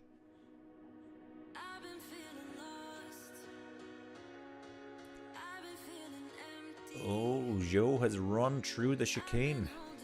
He's run through, but he was ahead of Gasly, so I think he's entitled to keep that position. Certainly did look like he gained ground on Daniel Ricciardo, though, as a result. So Ricciardo won't be happy about that. Sam, can we kill the music? We could kill the music. We could. I won't necessarily kill it. I'll turn it down slightly. Slightly. I should do a survey on the music, actually. I don't know if it's... I don't know if it's one that people necessarily like hearing or not. Do let me know in the comments. Sam, I think you're firmly against the music. That's what I deduce from your comment. There's a very clear dry line appearing there now. But if Gasly goes off onto the wet line, it's going to get difficult. He's looking around the outside. Is he going to try? He's trying one down. Yeah, he's got the inside onto the next turn. Gasly gets it done. That's a great move there by Gasly. A great move by Gasly. Really, really good move, I have to say. That was nice. Here we are now. Yeah, I think this is Casino, isn't it? We're just coming down here. Takes the inside line coming into the corner. He gets the move done. It was very nice. And Zhou did not. He did not try to close the door by any means whatsoever. 5 seconds now, the gap between Leclerc and Sainz. 5 seconds. Fastest lap now from Leclerc as well, at 1:35. That will drop dramatically as the track dries out, no doubt. Of course, the cars will be burning off the fuel as well, and they'll be going on to the softer tires. Oh, Ricciardo and Gasly battling here. Gasly nearly got through. Ricciardo gets the car a little bit sideways, but he manages to keep control here. But that has allowed then, let's see who's this. It's Vettel and Zhou right up on Gasly as well. Vettel is having a look at getting past Zhou. He won't be able to do it there. Now, will Gasly try next time around when they're coming into Casino? So Pierre Gasly, thank you very much for creating all of the action in this race so far. Yeah, no, I feel for Ricciardo though, because Gasly is trying to move around the outside this time. Yeah, I think Ricciardo knows exactly the line that he needs to take there. Now, Ricciardo is a wily old fox, so he will know exactly where to place the car. Perez saying definitely time for the Inters. I don't disagree with you, Perez. I do not disagree. It looks like Gasly is going very well on the Inters, even managing an overtake. Can you imagine an overtake in Monaco? Gasly, brilliant. Now, here we are coming down towards the swimming pool section, the big chicane. No, Gasly won't be trying a move here. Down towards Tibac. Thank you to the Formula 1 commentary here for reminding me. Oh, Gasly's got the move done. Now, we're in swimming pool. He got the move done. Gasly got past. What happened to Ricciardo there? Did he run wide? The gap between Leclerc and Sainz is closing ever so slightly. It's under 5 seconds now. Wouldn't read into that too much at the moment. Now, here's the replay. Yeah, it looks like Ricciardo ran a little bit wide there. Yeah, the pressure coming from Gasly, and he was in the right place at the right time to capitalize on that. So unfortunately, Ricciardo drops back a position. Now he's into 13th. 13th place for Danny Rick. Yeah, I was hoping Ricciardo could do something majorly good in this race, but as it's going at the moment, not so much at all. Okay, Leclerc leads, Sainz second, Perez third, Verstappen fourth, Norris fifth, Russell sixth, Alonso seventh, Hamilton eighth, Ocon ninth, Bottas 10th.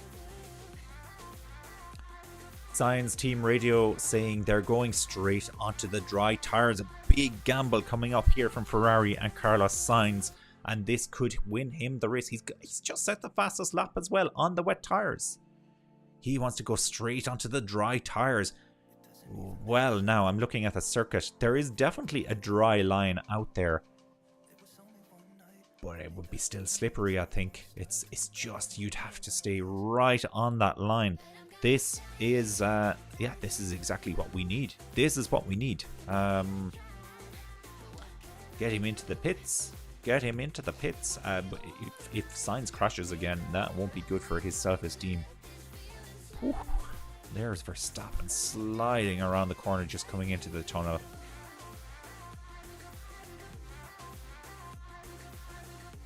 Hamilton.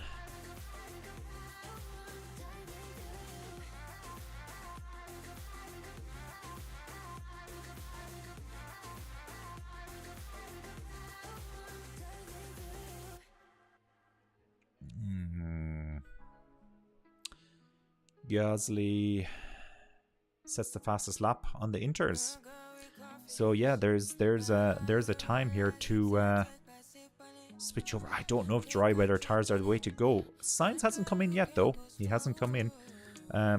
Avery, can you make Leclerc's mug smaller and the track bigger? Yes and no. I can't do it at the moment, but I can certainly take the feedback on board for future races. I've been considering that actually, because I would love to make that tracker bigger, and I think the only way to do it is to sacrifice some of the driver real estate on the screen. That could be made maybe a third of the size, and it would still be effective. So I'll take that on board, and shrink myself out of it as well. That's the other option. We'll see.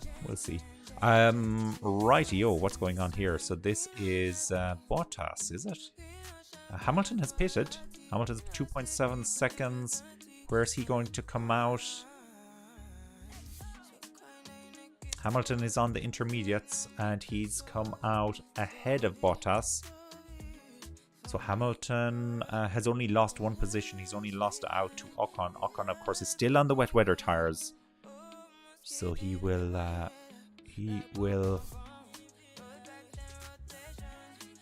assuming this inter makes him go faster, he should gain back those 6 seconds. He's behind Ocon, and Ocon will himself be pitting very, very soon, I suspect. If we start to see all these inter cars now setting fast times, Perez will be coming in. Yeah, Perez is into the pits now as well. Here he comes. So he's pitted and he's onto the intermediates. 2.3 seconds. Whoa, fast. Very, very fast there from Red Bull. Very fast. That was impressive. Now, where's he coming out? There's Norris going through. And will Russell get through? Oh, Russell is just behind here. No, Russell won't be able to get past Perez. Now, Perez's tires will be cold, but this is Monaco. This is Monaco. It's difficult. Very, very difficult to get past in Monaco. Very difficult indeed.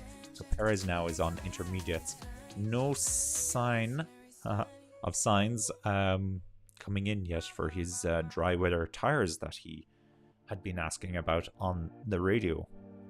That will really set the cat amongst the pigeons, won't it? Turn 1 incident involving Albon and Schumacher is noted, leaving the track and gaining an advantage. Who left the track and gaining an advantage? I don't think it was Schumacher, because it looked like he went backwards.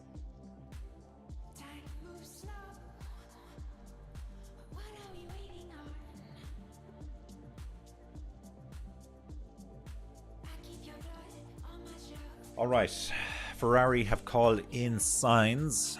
They're saying he should box, and they're debating whether or not to go onto the dry weather tires. Oh no, they're saying stay out.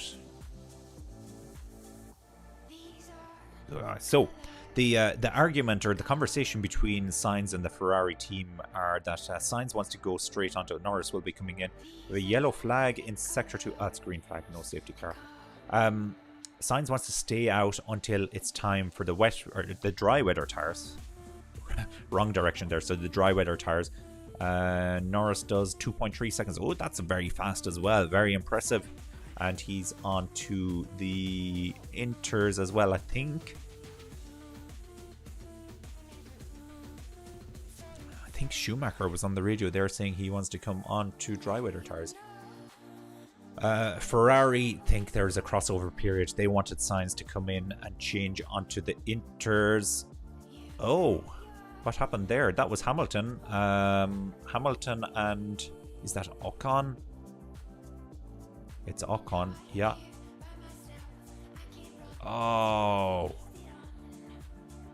Hamilton was trying to get past Ocon there into the first corner, and they make contact. I don't think he has damage. A tiniest bit of bodywork went flying there. Leclerc has been called in as well. But yeah, Ferrari think that there is a crossover period. They need the intermediates before they go onto the dry weather tires. So it looks like they're telling Sainz to stay out until the transition is right. And here is Leclerc. Leclerc is going onto the intermediate. So split strategy for the Ferrari team. And all of that means that we have a new race leader for the time being. And it's going to be Carlos Sainz. We go from one Ferrari to the other. Now, where will Leclerc come out? Verstappen has pitted as well. Verstappen has pitted.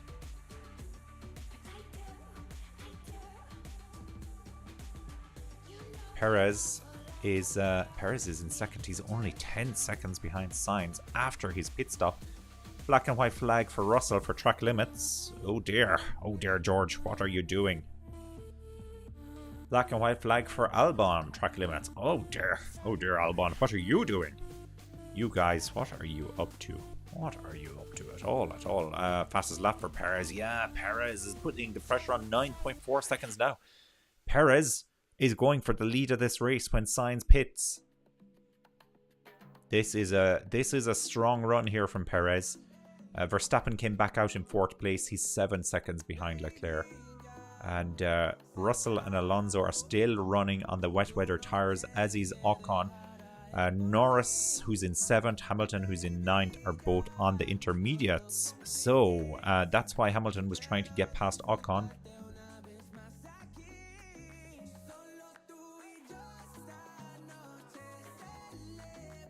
Hamilton really struggling to get past Ocon here. He's not happy about it. One of the Williams coming out of the pits there. Is it the Williams? Yes, it is. Struggling big time now. What tires did the Williams go on to? I think that was Latifi. Latifi, don't go onto the dry weather tires. You're not the man to test them out. I could be wrong. Of course. That would be just, I think, too funny if he had an incident. So let's hope for the best here. Yeah, he's on the medium tires, I believe. Let's see. Now, here's Hamilton versus Ocon again. Hamilton is right in his slipstream. He is nowhere to go. He could try around the outside, but he'd have to go onto the wet line. Oh, yeah, you could say, yeah, Hamilton has a little bit of damage on his front wing. You can actually see that there's something not quite right about it there. Yeah. Well, so far it's been a mighty interesting race, I have to say. Not a ton of overtaking. Ricardo and Zhou are both in the pits. Latifi is in the pits as well. I guess those guys are all going to change over to dry weather tires. So it's happening. It's happening. The front teams need to watch now. Sainz, of course, will look to make the transition straight onto the dry weather tires. He's 4 seconds now ahead of Perez.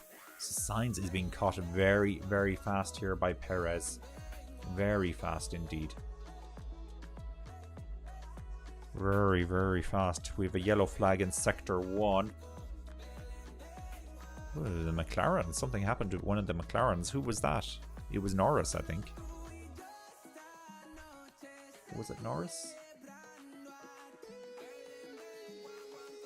Oh, Hamilton is trying around the outside, coming into the final part of the circuit. Ah, he won't get it done there. There's just no space for an overtake down there into the final corner. And so he stays right on him. He wants to know if Ocon is being investigated for his aggressive moves. I don't know if Ocon has been that aggressive. He's making himself wide. He's elbows out. He's on an inferior tire to Hamilton. It's definitely in his interest to not let Hamilton get through. And of course, I think at this stage, Ocon will be looking to go straight onto the dry weather tires. Hamilton trying around the outside here. No, not going to work. Now we're into the Mirabeau hairpin. Sainz will be coming in, by the way. Box for Sainz. Let's see if he comes in. He's in now. What's he going on to? What tire is Sainz getting? Is that the soft tire? No, it's hard tire. Oh, Leclerc has pitted as well. They told him to stay out, but he's come in. They put the hard tire on him as well, so they stacked the Ferraris. But that means Sainz has the advantage here. Let me just update this. So Perez is now leading the race, by the way. Sergio Perez is winning by 4 seconds from his teammate, 4.7. The Williams is getting in the way there. Blue flag. Oh, Leclerc has lost it. He is screaming at the team on the radio. They weren't ready for him. He's lost a lot of time there. They just weren't ready for him to come into the pits. So he was told to box, and then they tried to cancel it at the last second, but he was already in. Alonso is in 8th. He's on the wet weather tires. Ocon has pitted though. Ocon has pitted.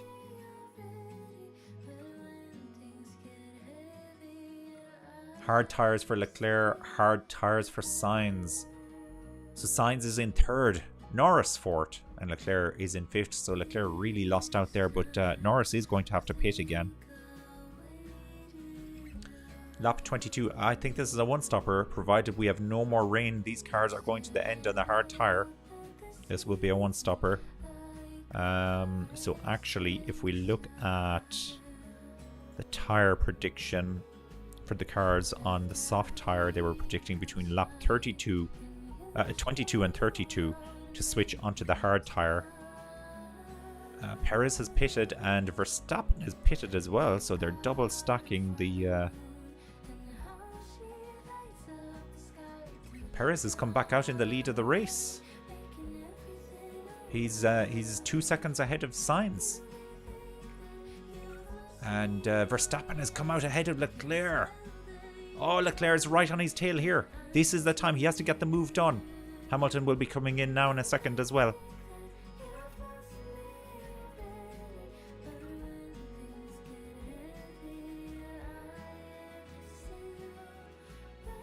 Verstappen may have come over the pit exit line.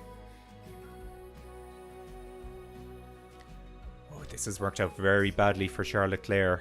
He is going to be very unhappy about this. Very unhappy. So it's not a case of his teammate being ahead of him now. It's a case of Verstappen being ahead of him. And of course, Perez is winning the race. Sainz, by the way, is 0.5 of a second behind Perez here. We've no DRS in this race yet. They still consider that it's too wet for that. Alonso is in 7th on the wet tyres. Alonso is going to plummet down the order when he pits. Contact there. Schumacher and Zhou. Zhou gets past Schumacher. Now, Verstappen. Oh! It was Perez on Sainz. Sainz nearly lost it. Sainz nearly lost it. He nearly went into the wall. I don't know what he was trying, but he completely lost the grip there. Now, they're in big trouble here with all the blue flags. Perez is being investigated for an incident coming out of the pits. What was that? What was that? Perez now has a 1.6 second lead because of the moment that Sainz had there. Sainz was very close to Perez.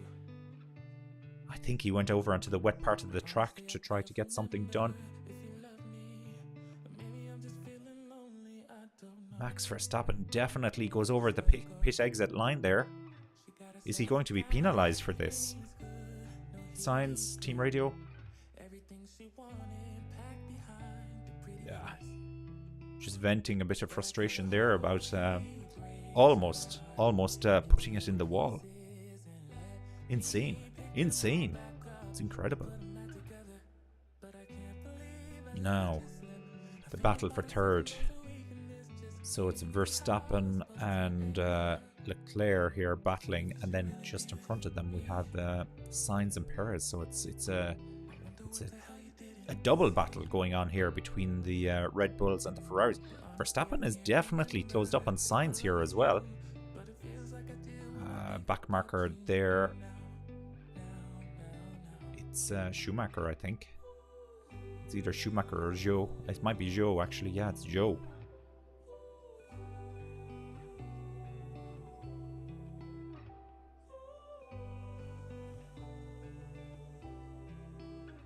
So Perez leads the race. I didn't see this one coming. Verstappen now is... let's have a look at the gaps here. Verstappen is... he's about a second. He's under a second behind Sainz. Lando Norris has just set the fastest lap as well.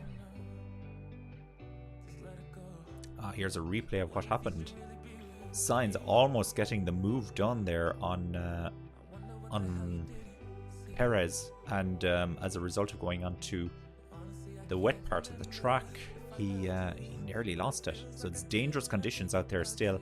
Albon has been given a 5-second penalty for exceeding track limits, going off the track and gaining an advantage. Not too many places in this circuit that you can go off the track. There's a Mexican flag. Very apt. Very apt. Verstappen is 1 second exactly behind Sainz now. Leclerc is almost just under a second behind Verstappen.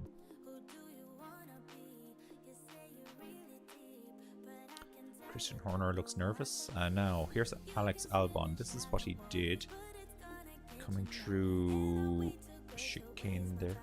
Oh, he has a puncture. He has a puncture. Either a broken suspension or a puncture. I think a puncture is the least worst out of those options.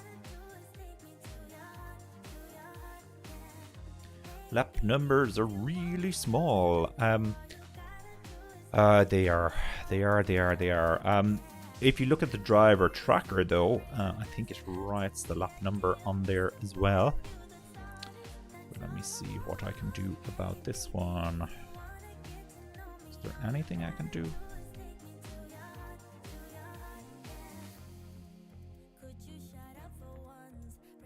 We'll try this out. Lap number. Saying lap 1 of 78. Well, that's clearly wrong. Clearly wrong. Oh, there's a big crash. Oh, this is a huge crash. This is a huge crash. It's Magnussen, is it? No, it's Schumacher. It's Schumacher. This is a huge crash. Magnussen is out of the race already. There's virtual safety car at the moment. I think there's going to be a red flag here. Virtual safety car at the moment.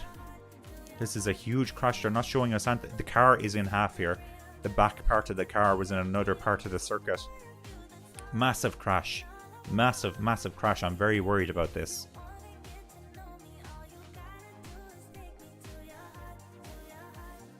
This is a big crash. Schumacher radio. He's okay. Schumacher is okay.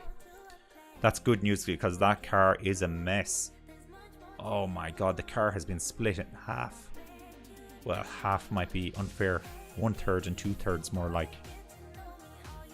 Now, I need to fix the lap counter here because I realized it's just clearly not working. Not working at all, at all, at all.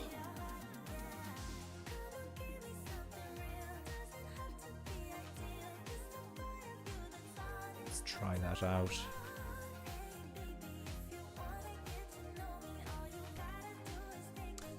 Replay of the incident here. I can't see it properly there. Oh, it's just such a strange angle to hit the barrier at, but the back of the car completely split off.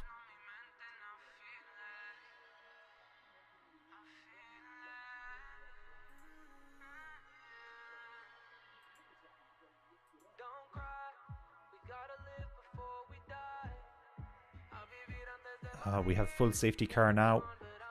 I'm not surprised. There is a huge mess on the track, and the barriers have been damaged as well. I still think this could be a red flag.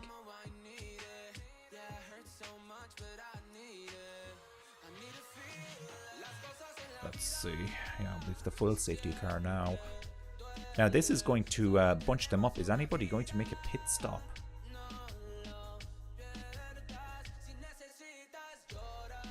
Who makes a pit stop at this stage? Most cars are on the one stopper to the end. Could really consolidate now and ensure that you have incredible damage. Really is striking every time you see it. But the driver section is intact, so that's good. The driver's cockpit is completely intact, so Schumacher is okay, thankfully, because it's frightening. That looks frightening. Yeah, the lap tracker, the lap time I have underneath the race leader is playing up big time. That actually is coming directly from Formula 1, and it's crazy. They're trying to wheel away the back part of the car there.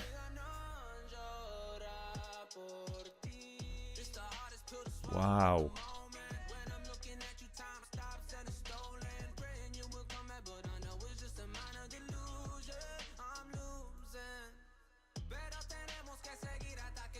It's lap 28. I can confirm we're on lap 28.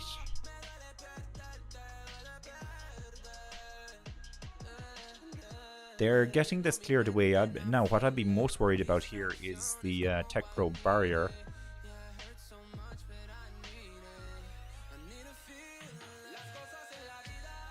Is that barrier safe the way it is? I suspect no. I think they'll probably have to do a little bit of work on that. But if they're confident they can do that behind the safety car, then good on them. That's a mess. That is a mess, taking away that Haas. Another big crash for Mick Schumacher, and so the crash has happened just before the swimming pool section on the track, Avery. So it's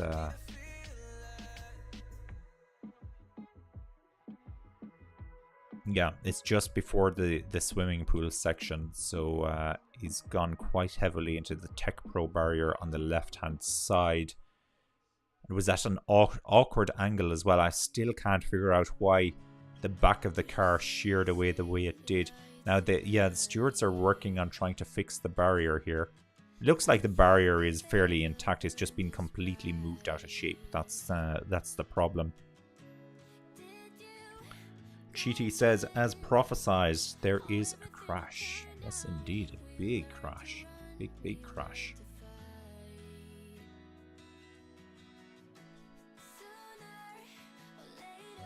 Formula One website is down for some reason. It's not responding at all, and sign-in is also not working on it. Now just coming through, so on board here with Perez behind the safety car.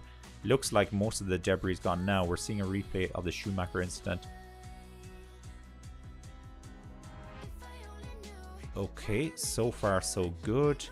He's coming through. Oh, he loses the back of the car.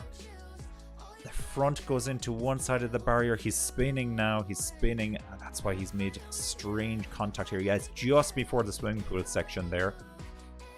and he kind of hit the barrier almost sideways, but the back of the car completely sheared away. Yeah, he went onto the wet part of the track and lost the car, and it has resulted in a very big crash, and dare I say it, it could easily happen to a few more drivers. But we've only had 2 retirements in this race, and they're both the Haas cars. They're both gone. Or any site to watch for free? I have no idea. More than likely the answer is yes, but it would be unethical of me to provide those details. But I'm sure somebody in the chat might be able to help you out. You never know, but I didn't see it. If you do. Now, it looks like nobody has pitted either. That must be Stroll, a lapped car, who's up in the mix.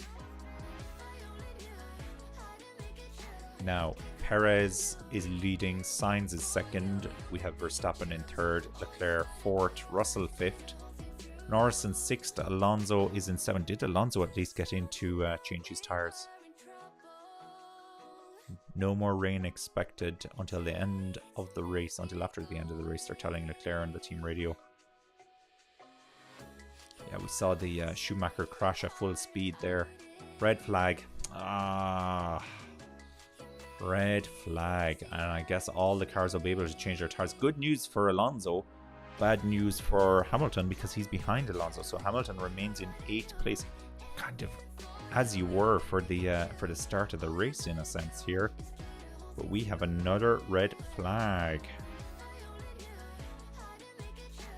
Sorry, we're not on virtual safety car. Safety car is gone. We're on red flag.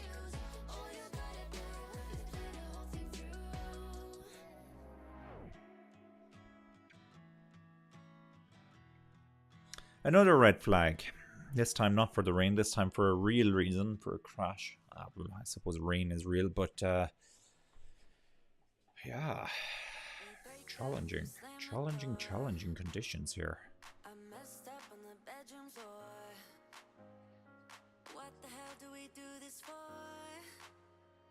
Lap 30, so we've 47 laps to go here. This could be a long race. This could be a really, really long race.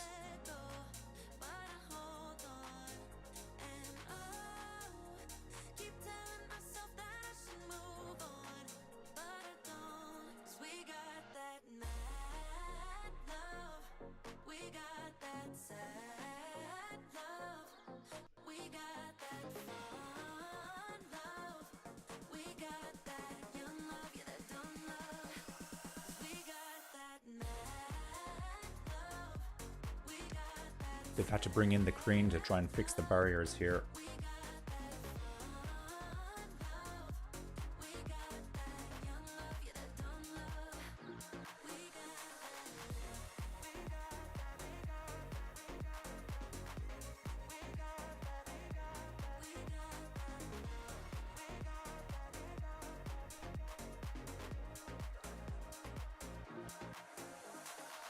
Okay, Leclerc did not start in Monaco 2021 and did not finish in 2019 and 2018. Yeah, he did the formation lap in 2021, but I guess yeah, technically you could say he didn't start. Perez leads the race. All the drivers are out of the cars, helmets off again. Yeah, this is the usual story.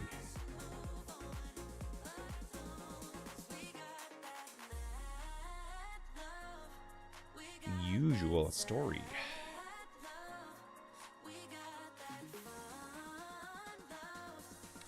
Lots of stoppages here in this race. Second red flag of the day.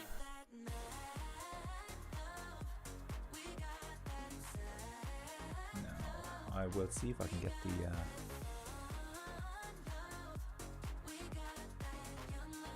Formula 1 website looking again. On board here with Leclerc. Verstappen, yeah, it doesn't at that angle it doesn't look like Verstappen came out over the yellow pit exit line. On board with Verstappen, you can see that clearly one tire went over it, but the majority of the car did not go over it. He may get away with this one. I don't even know if it's being formally investigated, to be perfectly honest with you. Hamilton is out of his car.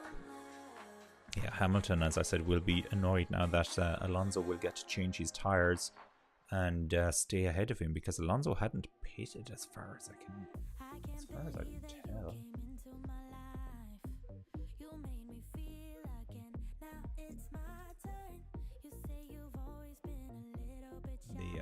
The Formula 1 page is a disaster at the moment. It's not working. Formula 1 is not working. Red flag at the race, and the website ain't working. Now the website has ever so slightly updated itself. It's actually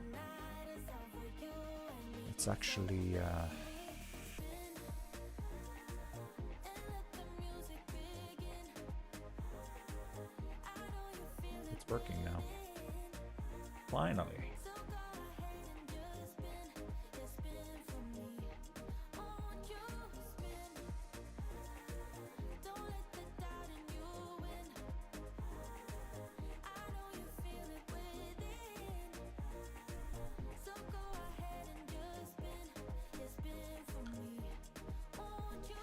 This could be the longest race of the year, I suspect. The 2-hour clock will be on though for this stoppage, unlike the last stoppage.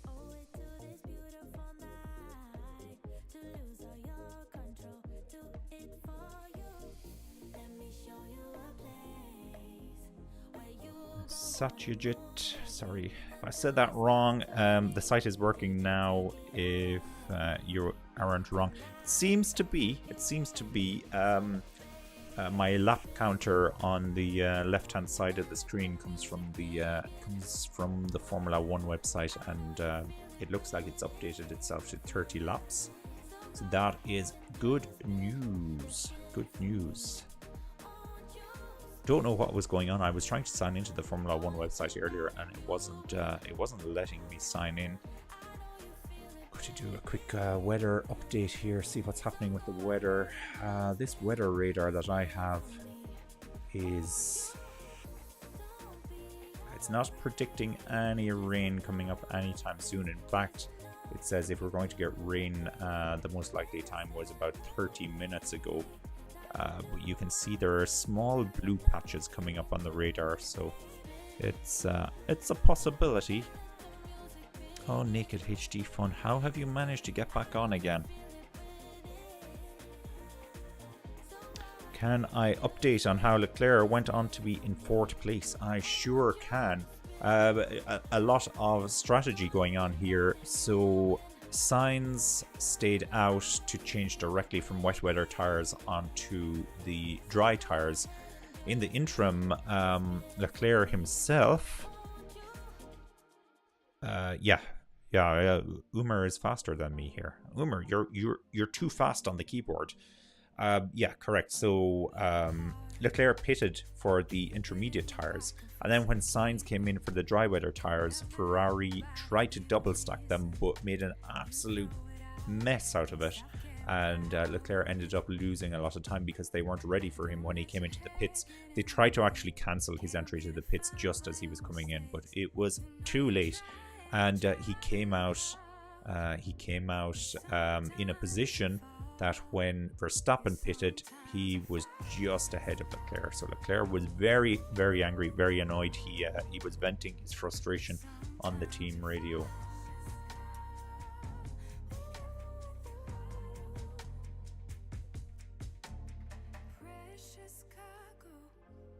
They've had to bring in a truck here to fix the barrier as well. A lot of people working on it at the moment. We don't have a notification yet as to when the race is going to get started. It looks like it's almost fixed though. It does, it looks good.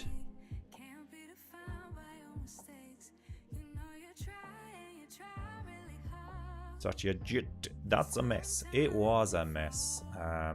What can Leclerc do from here though to try and win his home Grand Prix? It looks like it's kind of slipped away from him. As he looks on, he's on the screen as we speak at the moment. He doesn't look terribly happy. Not too many happy drivers out there at the moment. Perez, I'm sure Perez has a smile on his face. Let's get a shot of Perez. Hamilton, I think, is going to be annoyed. Did Checo pit twice? I think Checo did twice. Yes, he did. He pitted for intermediates and then he went onto the hard tire after that. So he did indeed. Sainz only pitted once. Verstappen and Leclerc pitted twice. Russell only pitted once. He went straight from the wet weather to... they're showing us a replay now of Leclerc's stop there. It wasn't a bad stop when they actually got around to making the change. Race will resume at 17:15, which is in 10 minutes time.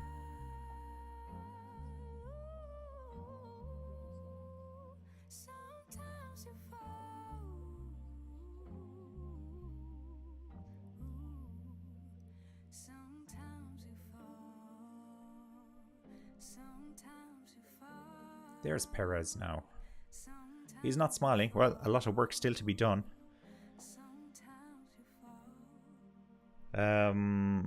El Toro 66. Max crossed the pit line, leaving the pits. It looks like he definitely crossed it with his front left tire. I don't know if his back left tire also crossed it. You'd have to assume yes. And I don't know if he's going to be penalised for that. I don't know. Leclerc team radio.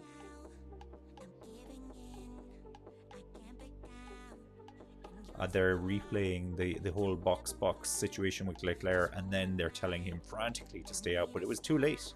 It was too late, and it was yeah, El Toro 66, totally indecisive pit crew. Yeah, they screwed the pooch on that one. That's for sure.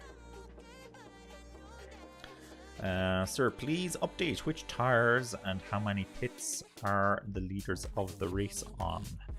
I shall do that in a second, as soon as it comes back up on our tracker.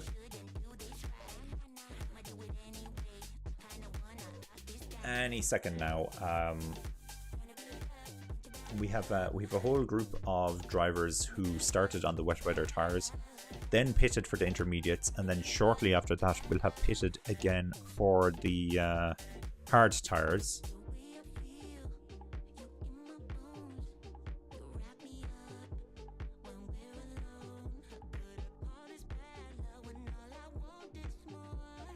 See if we can get that information up on the screen.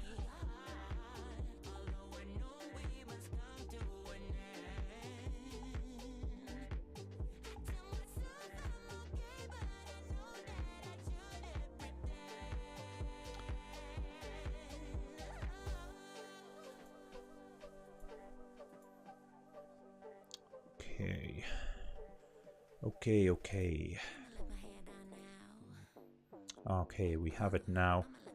Perez has 3 pit stops. Sainz had 2. Verstappen had 3, and Leclerc had 3. Then it was Russell with 2, wet to hard. Norris had 3. He went wet to intermediate hard. Alonso had 2, wet to hard. I think actually Alonso changed during the red flag period, not even a pit stop. Hamilton had 3, wet to intermediate. Sorry, 2 pit stops, wet to intermediate to hard. Ocon went straight from wet to hard. Bottas went straight from wet to hard. Vettel and Gasly went from the intermediates to the hard, so they had 2 pit stops. Ricciardo went from wet to hard. Stroll, wet, intermediate, hard. I think Stroll has changed his tires again under red flag. Tsunoda also went onto intermediates before going onto the hard tires. Latifi went onto intermediates, went onto the hard, went onto intermediates, and then it's now back on the hard tires. So a bit of experimentation there from Latifi. And I can't see what Albon did at the moment, so I've missed out on that one.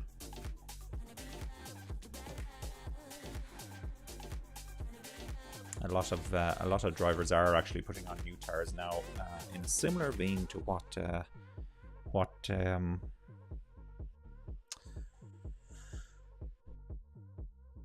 that other guy has done, Latifi. Umar asks, what is the most difficult circuit?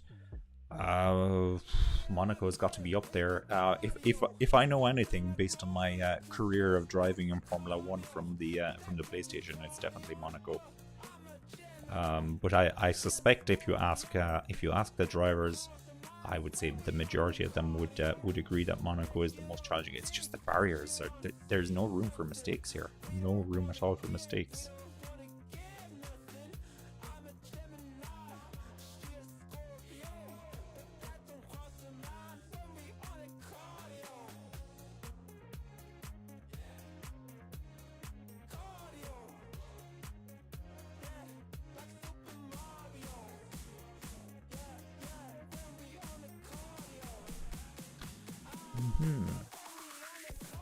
Lap 58 is what they're saying at the moment to get the full points for this race. 75, yeah, it's 75% distance. Intriguing. Where's George Russell? He's in 5th place and he is on the fastest lap as well. He has the fastest lap, so he's in 5th place. So he's keeping up his record of finishing in the top 5 in all the races so far. So far, he hasn't finished this race yet.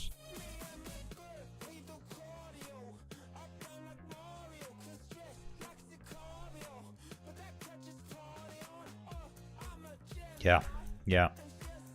Satyajit, a lot of pit stops under the red flags, and well, Latifi definitely was experimenting there. I think they were trying everything. He was at the back of the circuit, so it was worth a shot to try and see what was working. Monaco is the most punishing track. I think it is. Yeah. No, actually, Monaco is definitely the most punishing. Just because, as I said, there are very few areas where you can get it wrong in Monaco. There's virtually no runoff areas, and then when you put the wet weather, on top of that,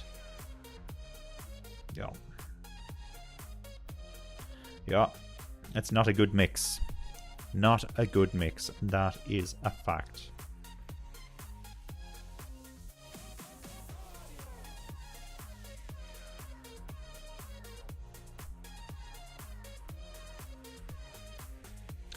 The race is due to resume in 3 minutes time.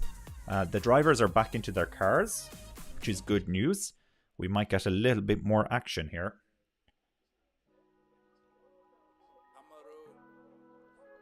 Everybody is on the hard tire,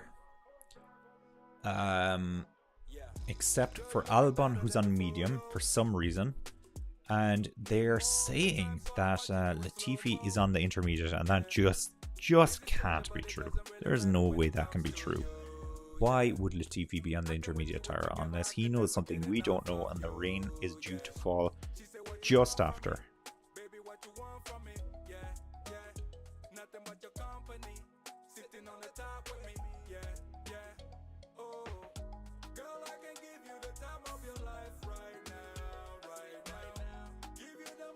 Shane says this is a refreshing stream. Oh, I tell you, at this stage, Shane, I am struggling. 2 hours in and not a lot of action going on. Not a lot of action at all. Phil says, once again, Ferrari are snatching defeat from the jaws of victory. Oh, well. Ferrari not known for their brilliant pit strategies. That's a fact. Equally Red Bull, they can be hit and miss with the pit strategy. It's usually Mercedes are bang on. Umar asks, how much do you think it will cost Haas? I didn't see what Magnussen did. I don't know if they have an engine failure or something like that, but that Schumacher crash, several hundred thousands, if not a million, well, it's Haas. I guess we have to talk in US dollars. Could easily be a million. The gearbox definitely toast. Engine damage, maybe. Yeah, I don't know. They might have to completely replace the chassis. That was a very, very big crash. Very big indeed. Bayanda asks, is the race still on? It's still on, well, kind of still on. We have a red flag because there was a very big crash involving Schumacher. He's okay. The car is in total bits. They damaged the barrier so badly that they had to red flag the race. And they fixed it, and we're getting ready to go now.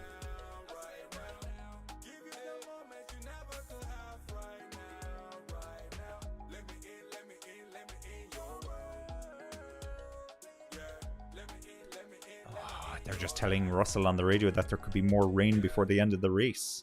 Haha, can you believe it? That would be incredible. Look, I'm all for mixing it up with all these variable conditions, but can we please have some racing? That's the main thing I was saying during the first red flag. First red flag was very frustrating because, of course, nothing was happening. Nothing at all was happening. There was no sign as to when the rain was stopping. We only got the 2 formation laps. The tire blankets are off Verstappen's car. They've lowered the car down off the jack, so they're getting ready to go. Tire blankets completely off Leclerc's car now as well, so they're not even holding them on, so they're about to get moving here. I wonder if we're going to have a standing start. I wonder.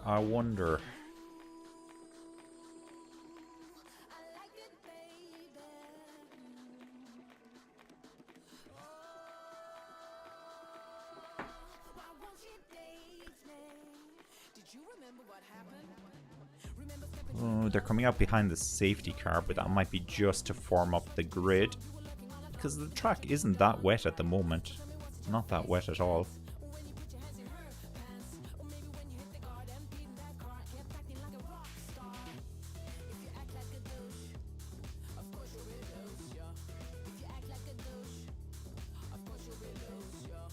By Andy, I put my money on Leclerc. I say Ferrari will win. What's your view? Red Bull or Ferrari?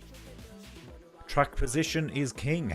Track position is king, and the way I see it at the moment, both Perez and Verstappen are ahead of Leclerc, so there's a very high chance that one of those will do it. Sainz though, he's the variable. He's in there. He's in the mix.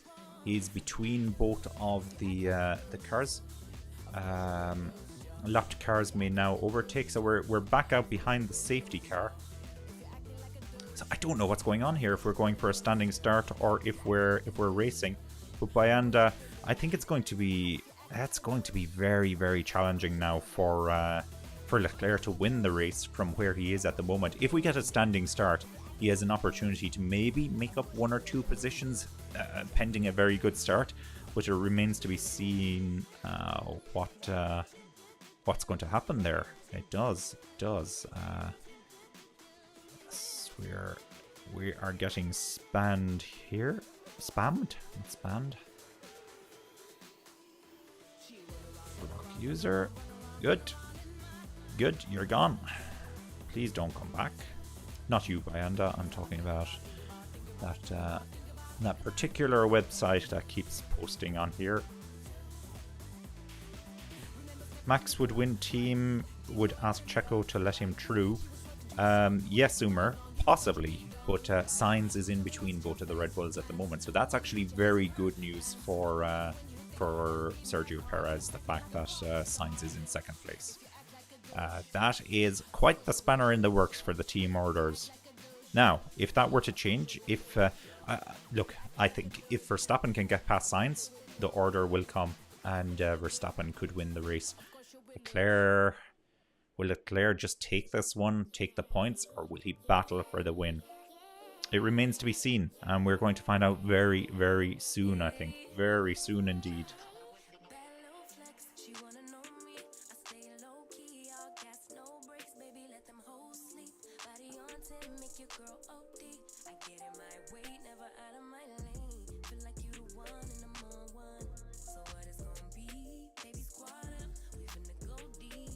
So we're still going around behind the safety car, and we are apparently in racing conditions. So it won't be a standing start as far as I can decipher here. And a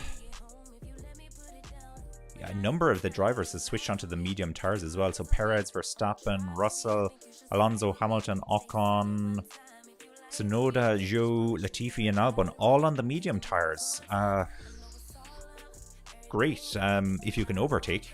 And Monaco's not a great track for overtaking, as I keep saying. It's like a broken record at this stage. Kim says, sorry, I just came in. What happened? So Kim, firstly, the race is still on because there was rain at the start, and the start got delayed for an hour because of the rain.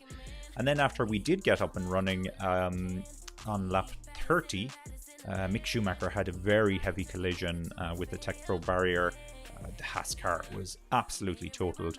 Mick Schumacher is okay, thankfully, but there was another stoppage. Red flag was they had to fix the Tech Pro barrier, and so we're now out behind the safety car circulating.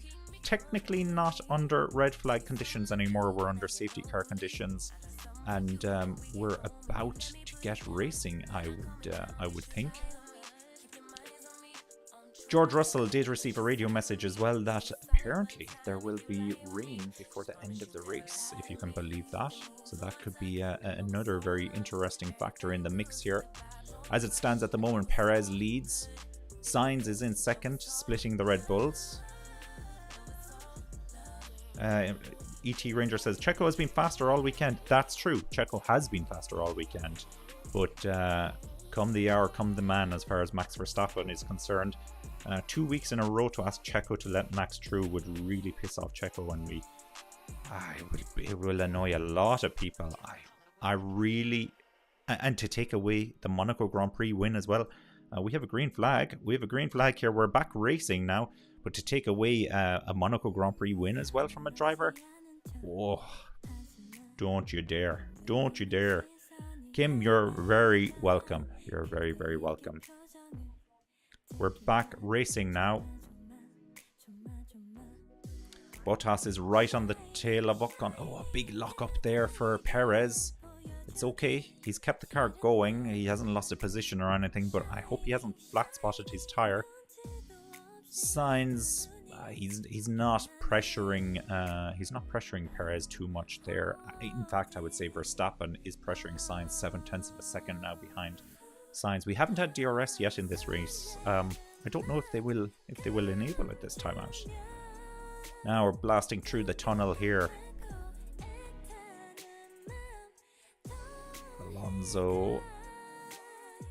Alonso's ahead of Hamilton and behind Norris. Let's do a rundown. So Perez first, Sainz second, Verstappen third, Leclerc fourth, Russell fifth, Norris sixth, Alonso seventh, Hamilton eighth, Ocon ninth, Bottas 10th, Vettel 11th, Gasly 12th, Ricciardo 13th, Stroll 14th, Tsunoda 15th, Zhou 16th, Latifi 17th, and Albon in 18th place. He is quite a distance behind his teammate as well, so Albon clearly had some kind of incident here.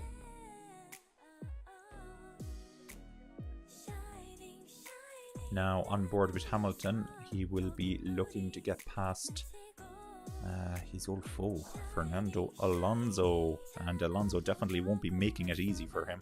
That's one thing we can be assured of.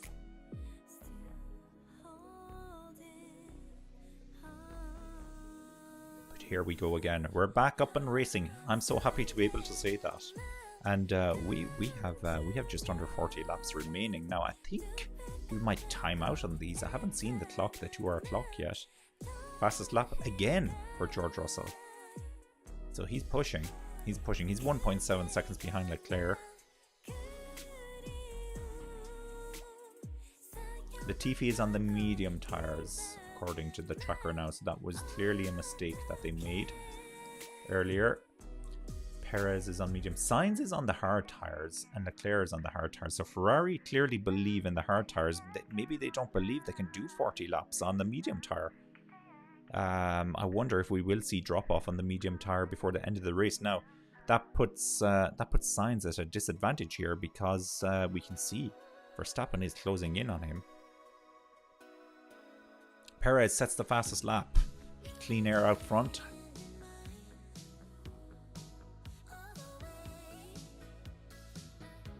Okay, the update to Max Verstappen is that they expect another 29 laps, so nowhere near the 40 laps that I had envisaged. That makes sense. That's probably down to the 2-hour limit, in which case the medium tires should last the length of the race. And I'm not surprised that teams have opted for the medium tires because they've probably been doing something interesting on screen. They've probably been doing the calculations. 5-second penalty for Ocon for causing a collision. Was that with Lewis Hamilton? It must have been, yeah, the incident with Lewis Hamilton. Hamilton was quite right. Yes, Alex Albon has just set the fastest lap down in last place.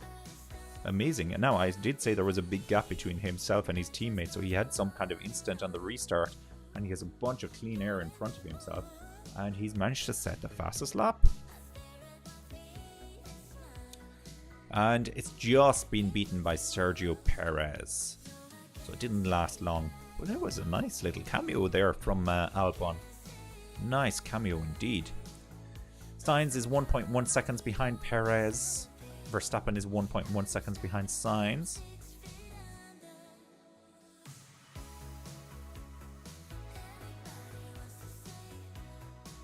Alright, Hamilton asking about Alonso on the team radio. Apparently Alonso has been told to manage his pace, possibly linked to the tyres, but as far as I can tell, Hamilton is also on the medium tyre. See, yeah, they're both on the medium tyres, so I don't know what's going on there. Maybe Alonso has some kind of issue. Hope not, but even if Alonso is going slow, he is not going to make life easy for Hamilton. Not at all.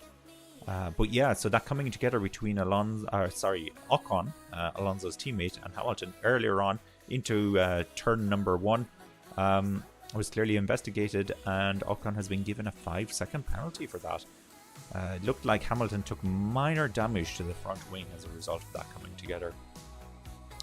So where are the action spots? 0.6 of a second between Alonso and Hamilton. That's where the action is at the moment. Don't have a camera on it right now though.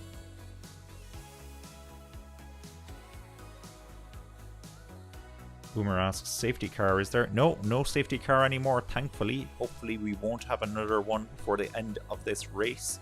Or if we do, let's hope it's a brief one. And no more red flag, that's what we need. No more red flag, please.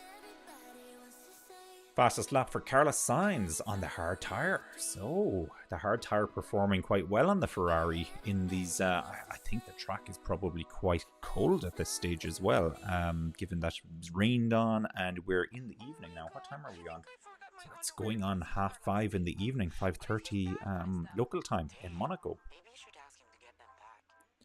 Now, Sainz 0.5 of a second behind Perez. What can Sainz do here? This is putting an interesting twist on the race once again.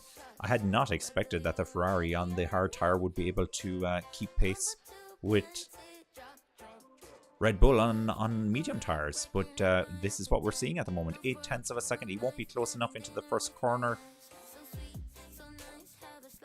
Verstappen is 1.3 seconds behind Sainz, and Leclerc is 1.4 seconds. Now 1.3 behind Verstappen, so very, very similar gaps between those guys. 0.8 of a second. Fastest lap again for Carlos Sainz. There you go.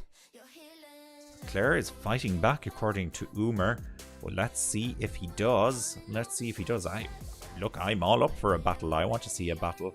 I want to see these guys make moves on each other, but I don't know if we're going to see anything anytime soon.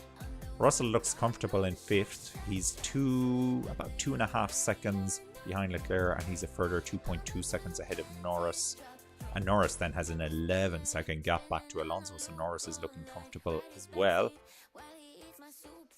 I guess 6th is a good result for McLaren. Can't see where they're going to make up the places unless the Ferraris and Red Bulls start to take each other out. It's possible. Leclerc and Sainz, I think Sainz in particular will be under pressure to do something in this race. And has he ever had a better opportunity than this? This year, that is. This year.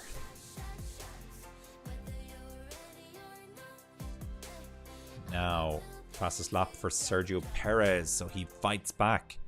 Now we're looking at Hamilton versus Alonso, and Alonso is clearly going much slower than Hamilton here, but Alonso is Alonso, and I don't see him making this easy at all for Hamilton. Hamilton is not even attempting an outside or inside or any type of a move into the first corner. Maybe there's a different part of the track he would prefer to try something on, but so far, nothing at all.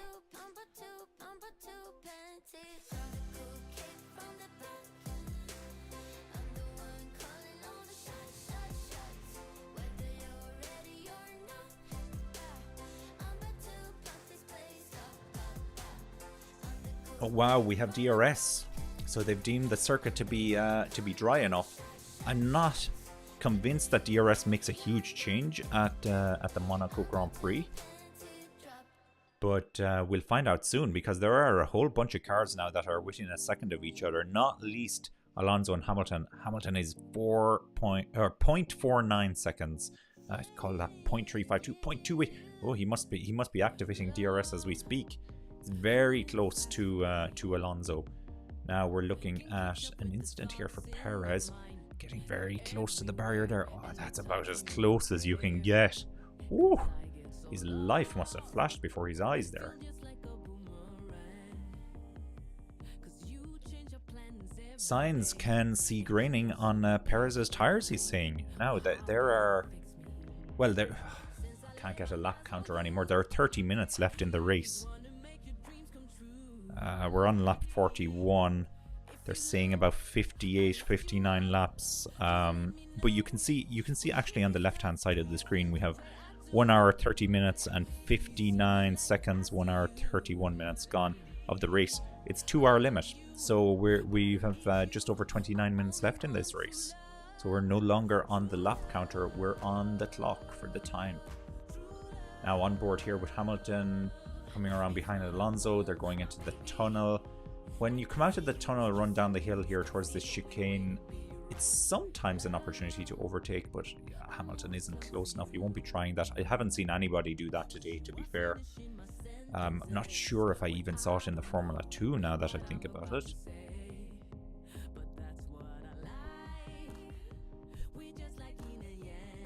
Now Hamilton very close here, very close.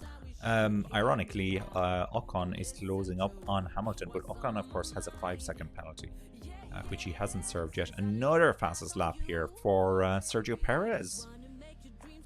Perez is going for it. 1.2 seconds now between himself and Sainz, so he's pulled out of DRS range, which is good news for him. Verstappen is 1.2 seconds behind Sainz, and Leclerc is 2.6 seconds behind Verstappen. The worry here is that these medium tires are going to drop off a bit before the end of the race. That's what Sainz is speculating at here. He's speculating that he can see graining on Perez's tires, so you would imagine that it could be similar between Verstappen and Leclerc.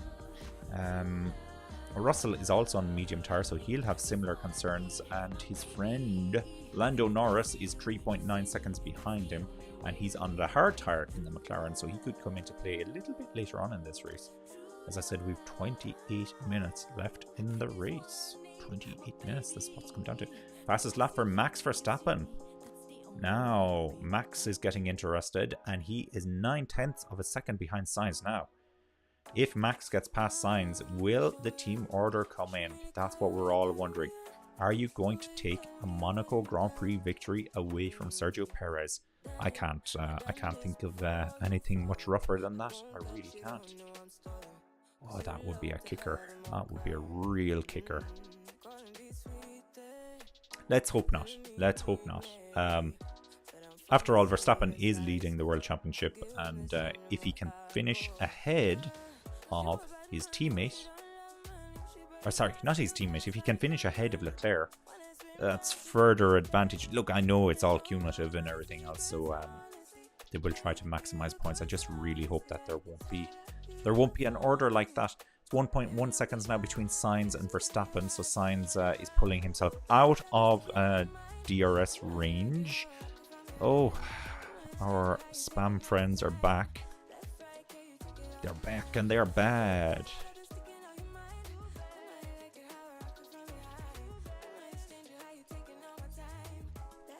Blocked. Blocked, blocked, blocked.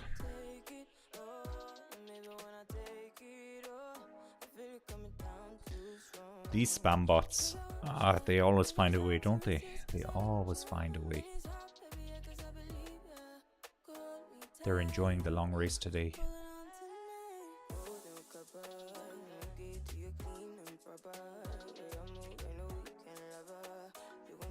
Norris wants to push, so Norris is speculating that he can get the cars on the, well, Russell in particular. He can get Russell to make a mistake on the medium tire. Well, I think he should try. I certainly do think he should try. What gap have we? 2.1 seconds now between Perez and Sainz. So Perez is checking out at front. As long as Sainz can stay ahead of Verstappen, then it's looking very, very good for Perez. And we're down to 25 minutes in this race. Still a long way to go though. 25 minutes, a lot can happen.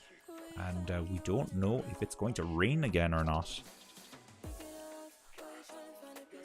Now, I will see if I can get the weather tracker back on the screen, because... Let's have a look. So what time are we on now? We're 35. Look at 40. Limited rain coming up there. You can see the blue patches on the screen. Then if we look at 1650,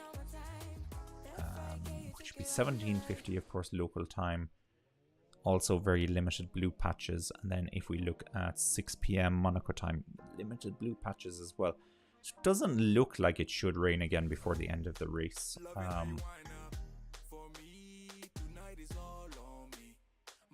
But it's easy to talk. If it comes, it comes. Right. Now, it looks like Ricciardo is under a little bit of pressure here from Stroll. Ricciardo is 0.8 of a second behind Gasly, so it's Gasly who's leading the train.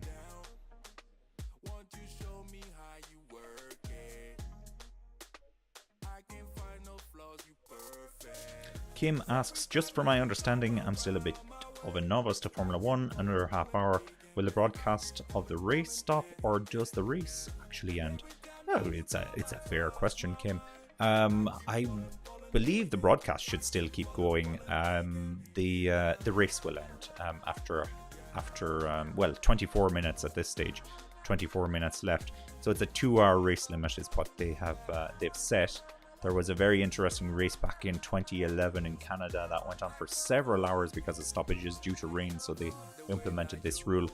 So after 24 minutes, I believe, once the clock goes 0, the cars will do one more lap, and then the race is over. And hopefully the coverage stays on so we can see the podium presentations and everything else like that. The key will be to get up to 58 laps.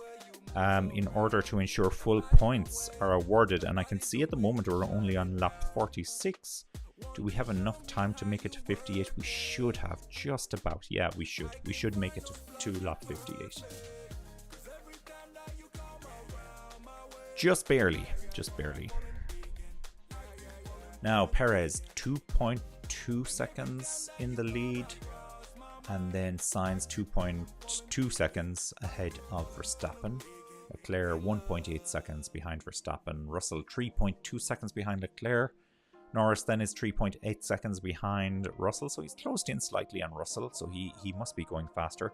Alonso is 30 seconds behind Norris, so the top 6 are in a league of their own at the moment.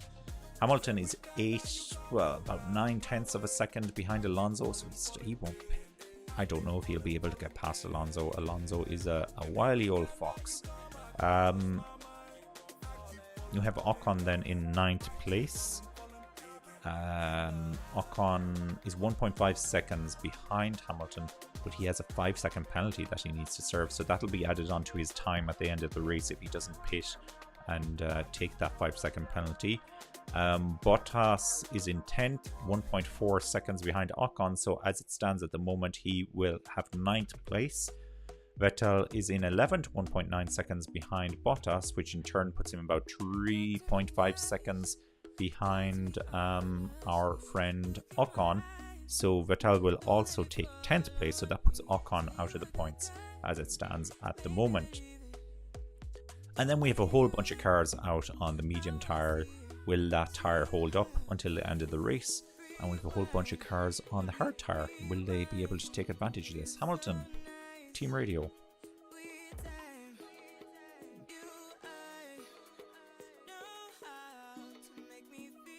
Hamilton wants to know how far ahead the leaders are, and unfortunately, Lewis, the news is not good. They are well over half a minute up the road because Alonso's holding you up. You need to get past him. If you have any chance of doing anything, I don't think you have much chance with 21 minutes remaining. With a safety car could change everything, of course, but he needs to get past Alonso.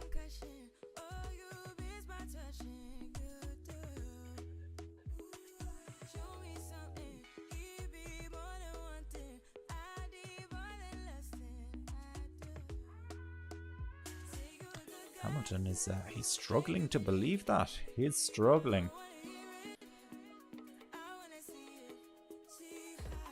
Now back to the tracker. Yeah, let me just verify this this time difference between Norris and Alonso. It's 33 seconds, and Hamilton then is 0.7 of a second behind Alonso. It's really hurting Hamilton at the moment, being stuck behind Alonso.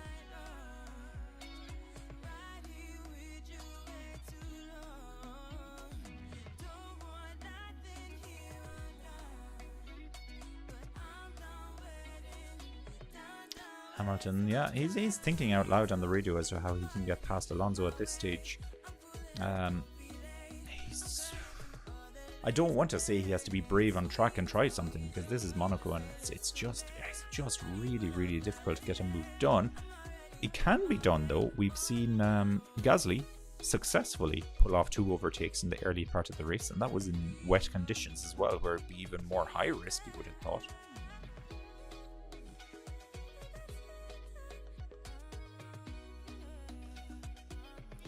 Verstappen had a little bit of an issue there. He was just on team radio telling the team, but he seemed to go straight through an apex. There's a replay. No, it was Sainz. Sainz went straight through the chicane, and Verstappen was calling them up on it. Of course, he doesn't want Sainz to gain an advantage from this, so he's about 1.1 seconds behind right now. Can he do anything to get past? Once again, catching the car isn't necessarily the issue. It's getting the move done, and this is why we have the big debate over Monaco, whether or not it's fit for Formula 1 anymore, because it's not wide enough to get overtakes done. It doesn't have long straights where DRS can necessarily help. Not that I'm a huge fan of DRS. I think it's a bit of a gimme, and to be very controversial, I much rather the high power mode that they have in Formula E as opposed to the DRS, but I think they're one in the same, really, aren't they? Chloe is asking, is Schumacher okay? Yes, thankfully Schumacher is okay. So he was on the radio very shortly after his crash to say that he was okay. He seems to be fine. Haven't heard any news about him having to go to hospital or anything like that because of the G's for the impact. It was a big shunt, but the driver cockpit remained intact, so it looks like he's okay, which is great news. Great news, because that Haas car did not look good after that crash. Hamilton seems to have dropped off a bit here. What's going on with Hamilton? He's 1.4 seconds behind Alonso now, so either he did some kind of overheating from being too close to Alonso's car, or Alonso has suddenly found a bit of pace. I think Alonso was saving his tires for the end of the race, you know, because there was a team radio earlier where they told Alonso to take it easy for a while. It's just a case of preserving the tires, I think. So we've 17 minutes of the race left before we get onto our final lap. It's been a long day so far. The stream, we're going on 3 hours for the stream. Great news. This would be one of our longest streams ever. Thankfully, we weren't doing this back in 2011. Chloe asks, who do you think is going to win the race? Well, I thought Leclerc was originally going to win the race, but he's in 4th place now. And since overtaking is so difficult here, it's going to take a miracle of the Latifi nature so that he'll be able to win this race. As it stands, Perez is very well set to win this race. He has 2.4 seconds lead over Sainz. 16 minutes left in the race. Sainz has only once looked like he was getting anywhere close to an overtake. Is there an overtake there? No. It was Zhu versus Tsunoda. Oh, whatever happened, Zhu must have gotten tagged, or oh, yes. He tried to overtake. Let's see, so Zhu. He tried to overtake Tsunoda, and he just forgot to brake coming into the chicane and almost lost control there.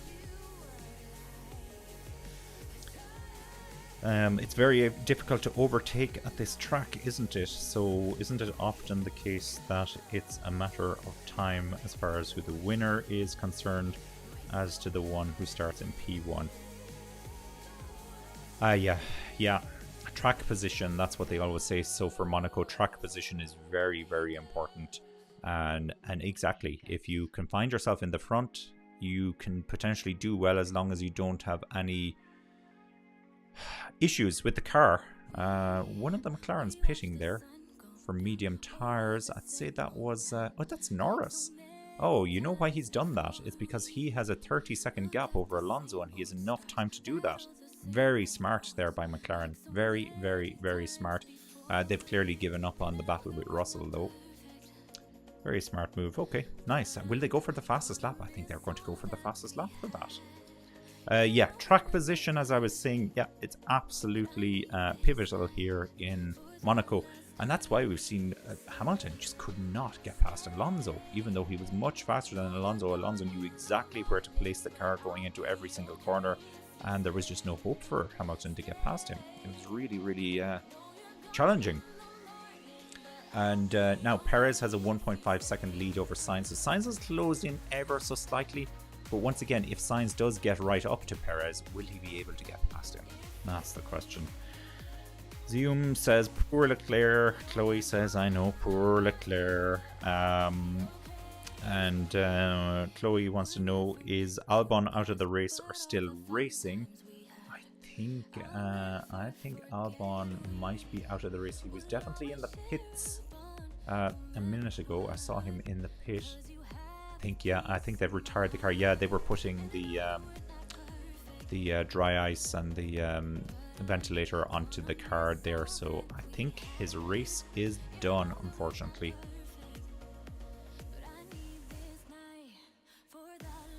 Alright, they're asking Sainz to put pressure on Perez. The race isn't quite over yet. 1.1 seconds now. So Sainz can push. He has the hard tyre, and Perez might be struggling slightly on the medium tyre. So let's see what he can do here. Makes it very interesting. You're very welcome, Chloe. You're very welcome.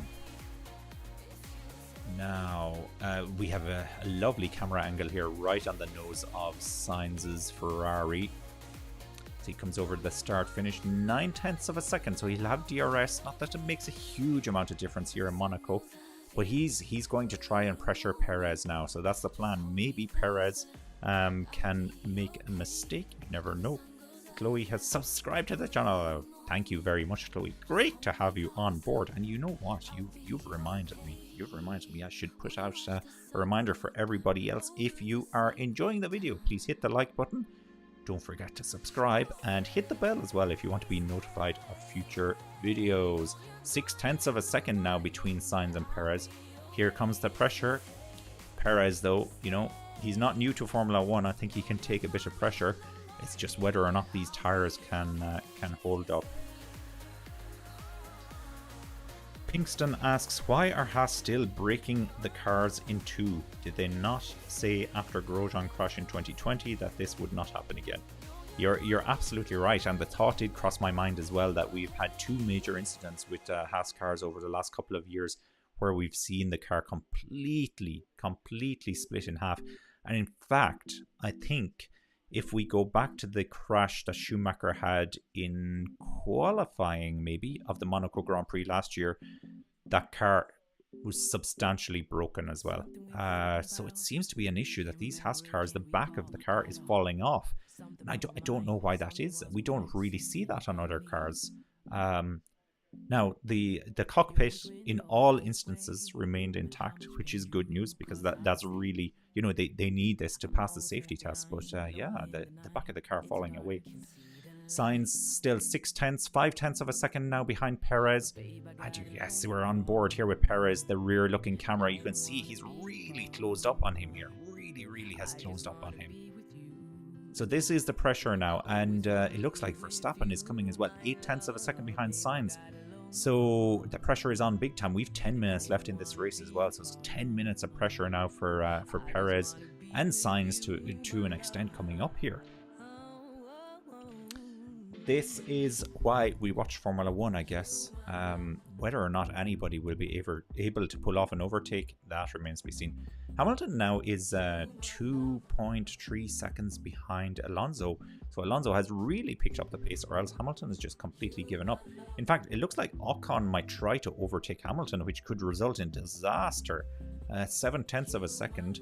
We don't have a camera on that right now, which makes sense because there's a great battle happening at the front. We have a replay here of something happening to Perez. Oh, it's his tires. They're showing us his tires. They are not looking good. They're looking quite worn. Quite worn. Only 10 minutes to go, though.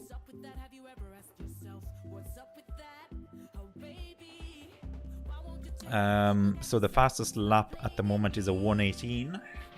And Zipfis asks how many more laps to go. I don't know. We're on the clock now because there's a 2-hour race limit, and there are 9 minutes and 30 seconds left in the race, and there will be one additional lap, I guess, once that clock goes to 0. Sainz is as close as he's ever been to Perez here. He's really close to him, really close. But where's he going to get the move done? So 9 minutes plus 1 lap. How does that translate to laps?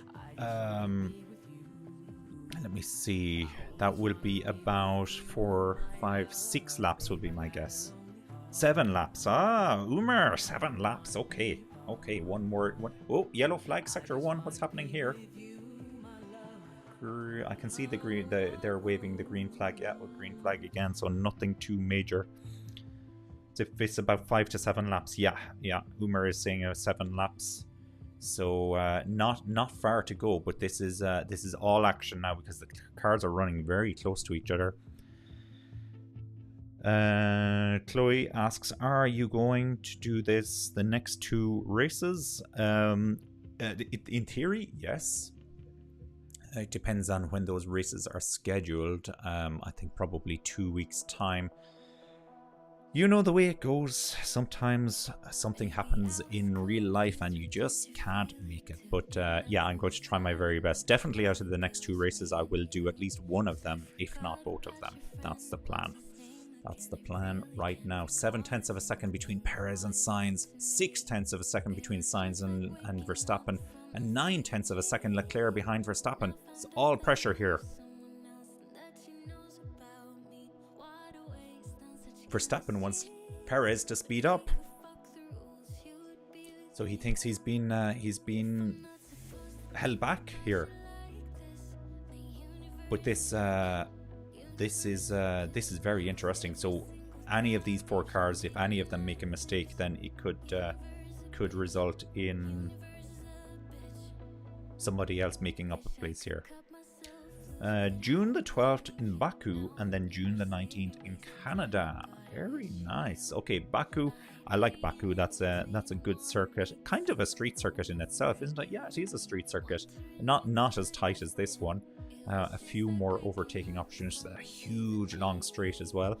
Massive crash for Max Verstappen last time out there, if I remember correctly. 12th of June, yeah, as it stands at the moment, the 12th of June sounds good. And 1 week later then in Canada. I like the Canadian Grand Prix, and it'll be on a little bit later in the evening as well. It'll be probably kicking off right about now, actually. The Canadian Grand Prix. And Montreal is always a phenomenal race. There's usually a lot of action happening there. It's a very, very good circuit. Very nice circuit to look at as well. It's unbelievable. The top 4 are so close to each other here. They're so close. Umer asks, which is better, a street circuit or others? Look, I'm tempted to say other circuits. You certainly can't take away from how picturesque Monaco is. It looks amazing. It's just the overtaking is so stunted. We have a few street circuits on the calendar. We had Miami a couple of weeks back. Not an amazing race, actually, not an amazing race. And We have Baku next time out. Whoa, Sainz almost crashed into the back of Perez there. He had to take evasive actions. Perez is going quite slow now.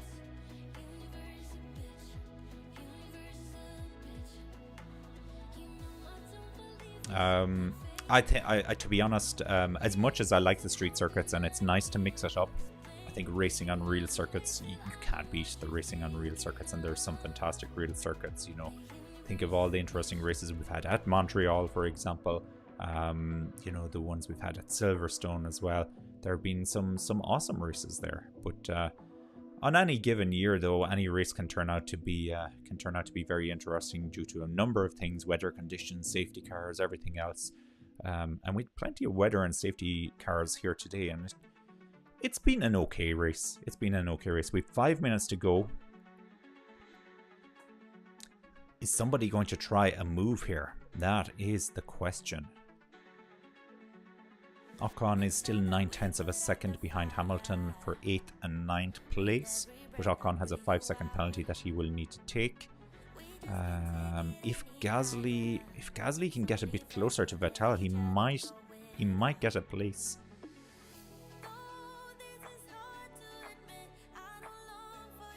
Now, there's a yellow flag in sector 1. I don't want this race to finish behind a safety car. Hopefully there's nothing going on here. Yeah. Satyajit. I agree. I think Perez is struggling on the tires, and the other big advantage: all 3 cars behind him now all have DRS, and he doesn't. So they're staying in touch with him. Big pressure for Perez, though. This can really make him as a racer. And now they're coming up behind a back marker. It's one of the Alfa Romeos, and they've all gotten through without any issue. Okay, I thought, you know, this can sometimes come into the mix as well. 3.5 minutes, loads of action in the last 5 minutes. Yeah, there's been a lot of action. But still, nobody has tried that fateful overtake. And I even wonder in the final lap, is somebody going to try something? Or are they happy with the positions they're in? I guess not. You can see how close they're running. We're coming around the hairpin there. And that's where you can see just how close to each other these cars are. Really, really close. Verstappen looks really, really close to the back of Sainz here. No, we've come out of the tunnel. He's not trying anything there. And we have another back marker, this time Latifi. And this is in a more interesting part of the track now. This is not on the start-finish straight. So this could make things a little bit spicy.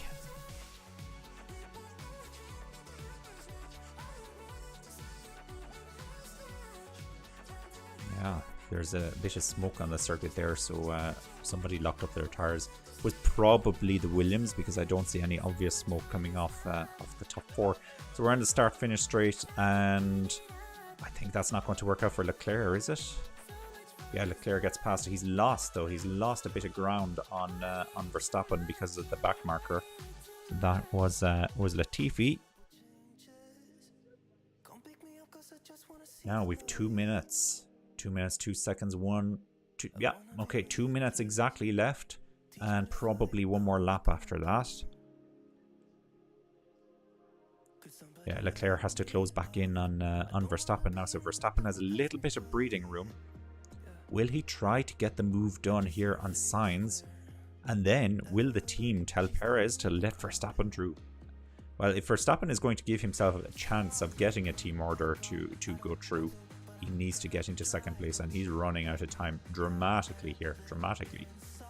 Sainz, I don't think Sainz is going to try a move here. Second place is a very good result for Sainz. Obviously, he would love that first win.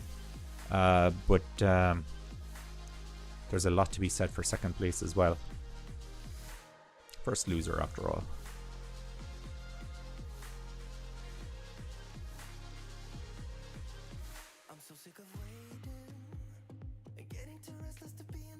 Okay, so team radio there with Lando Norris, and they told him that Perez is backing off.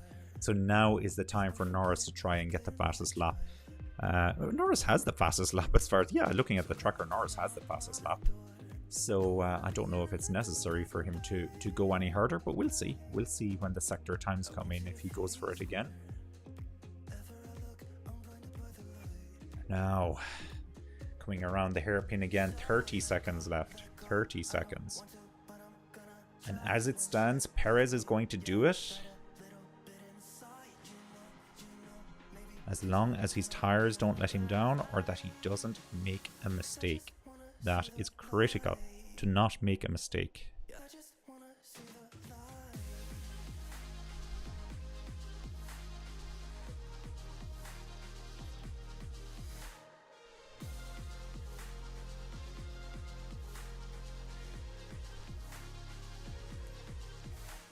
Now the timer has gone to 0, so the next time they come around on the start-finish straight, it'll start the final lap of the race. Unbelievable! Final lap of the race. We've been streaming for just over 3 hours. It's been a long day of action, but here we are, final lap.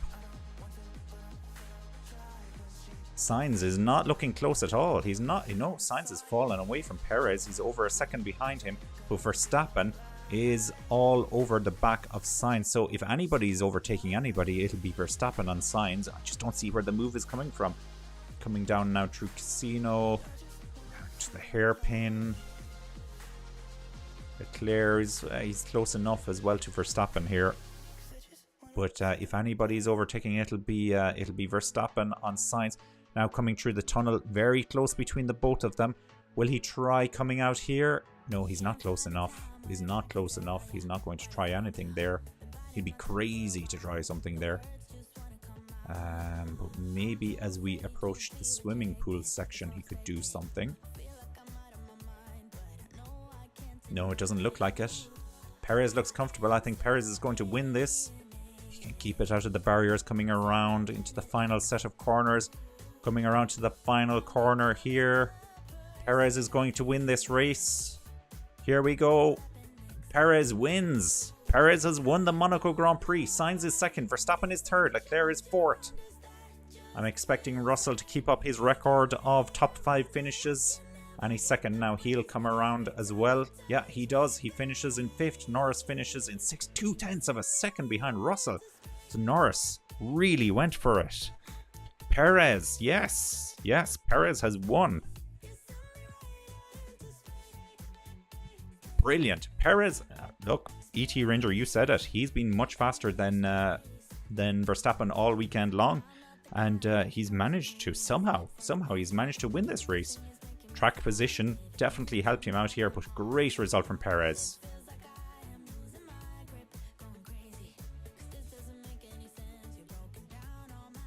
Yeah, he's very happy. He's very happy indeed. He's celebrating big time on the team radio. He's won one of the Grand Slams of Formula 1 after all, the Monaco Grand Prix.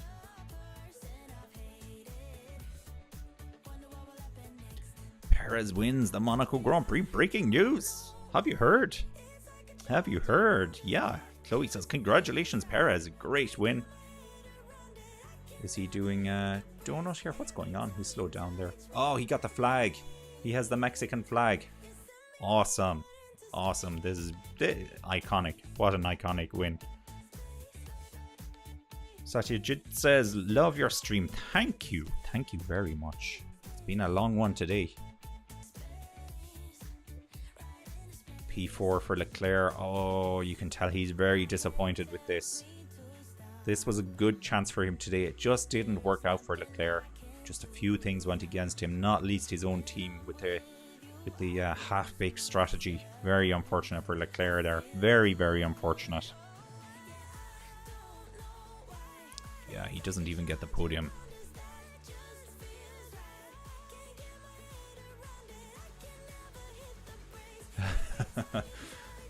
Perez says he told the team he'd give them lots of champagne today, and yeah, he's definitely going to do that. The champagne will be flowing. So it's a 1-3 finish for Red Bull. Verstappen, of course, is in third, and it's Carlos Sainz in second place. So good result for Carlos Sainz, but that first win for Carlos Sainz still eludes him. But he's in a good car this year. He's in a good car, and if he can beat his teammate, he can surely win a race. So, driver of the day, according to Formula 1 stats, is Sergio Perez, and he got 27% of the vote. Now here's Perez. He's just pulled up behind the number 1 marker board. Big celebration here, I'm sure. He still has the Mexican flag. Yes, good question, Chloe. The standings. Well, what we do know is... Oh! Perez almost fell off the car there. Yeah, he's really going for it there. He's really going for it. So the standings, obviously Verstappen was winning the World Championship, and he's finished ahead of his rival, which was Leclerc. So I guess Max Verstappen will still be on top.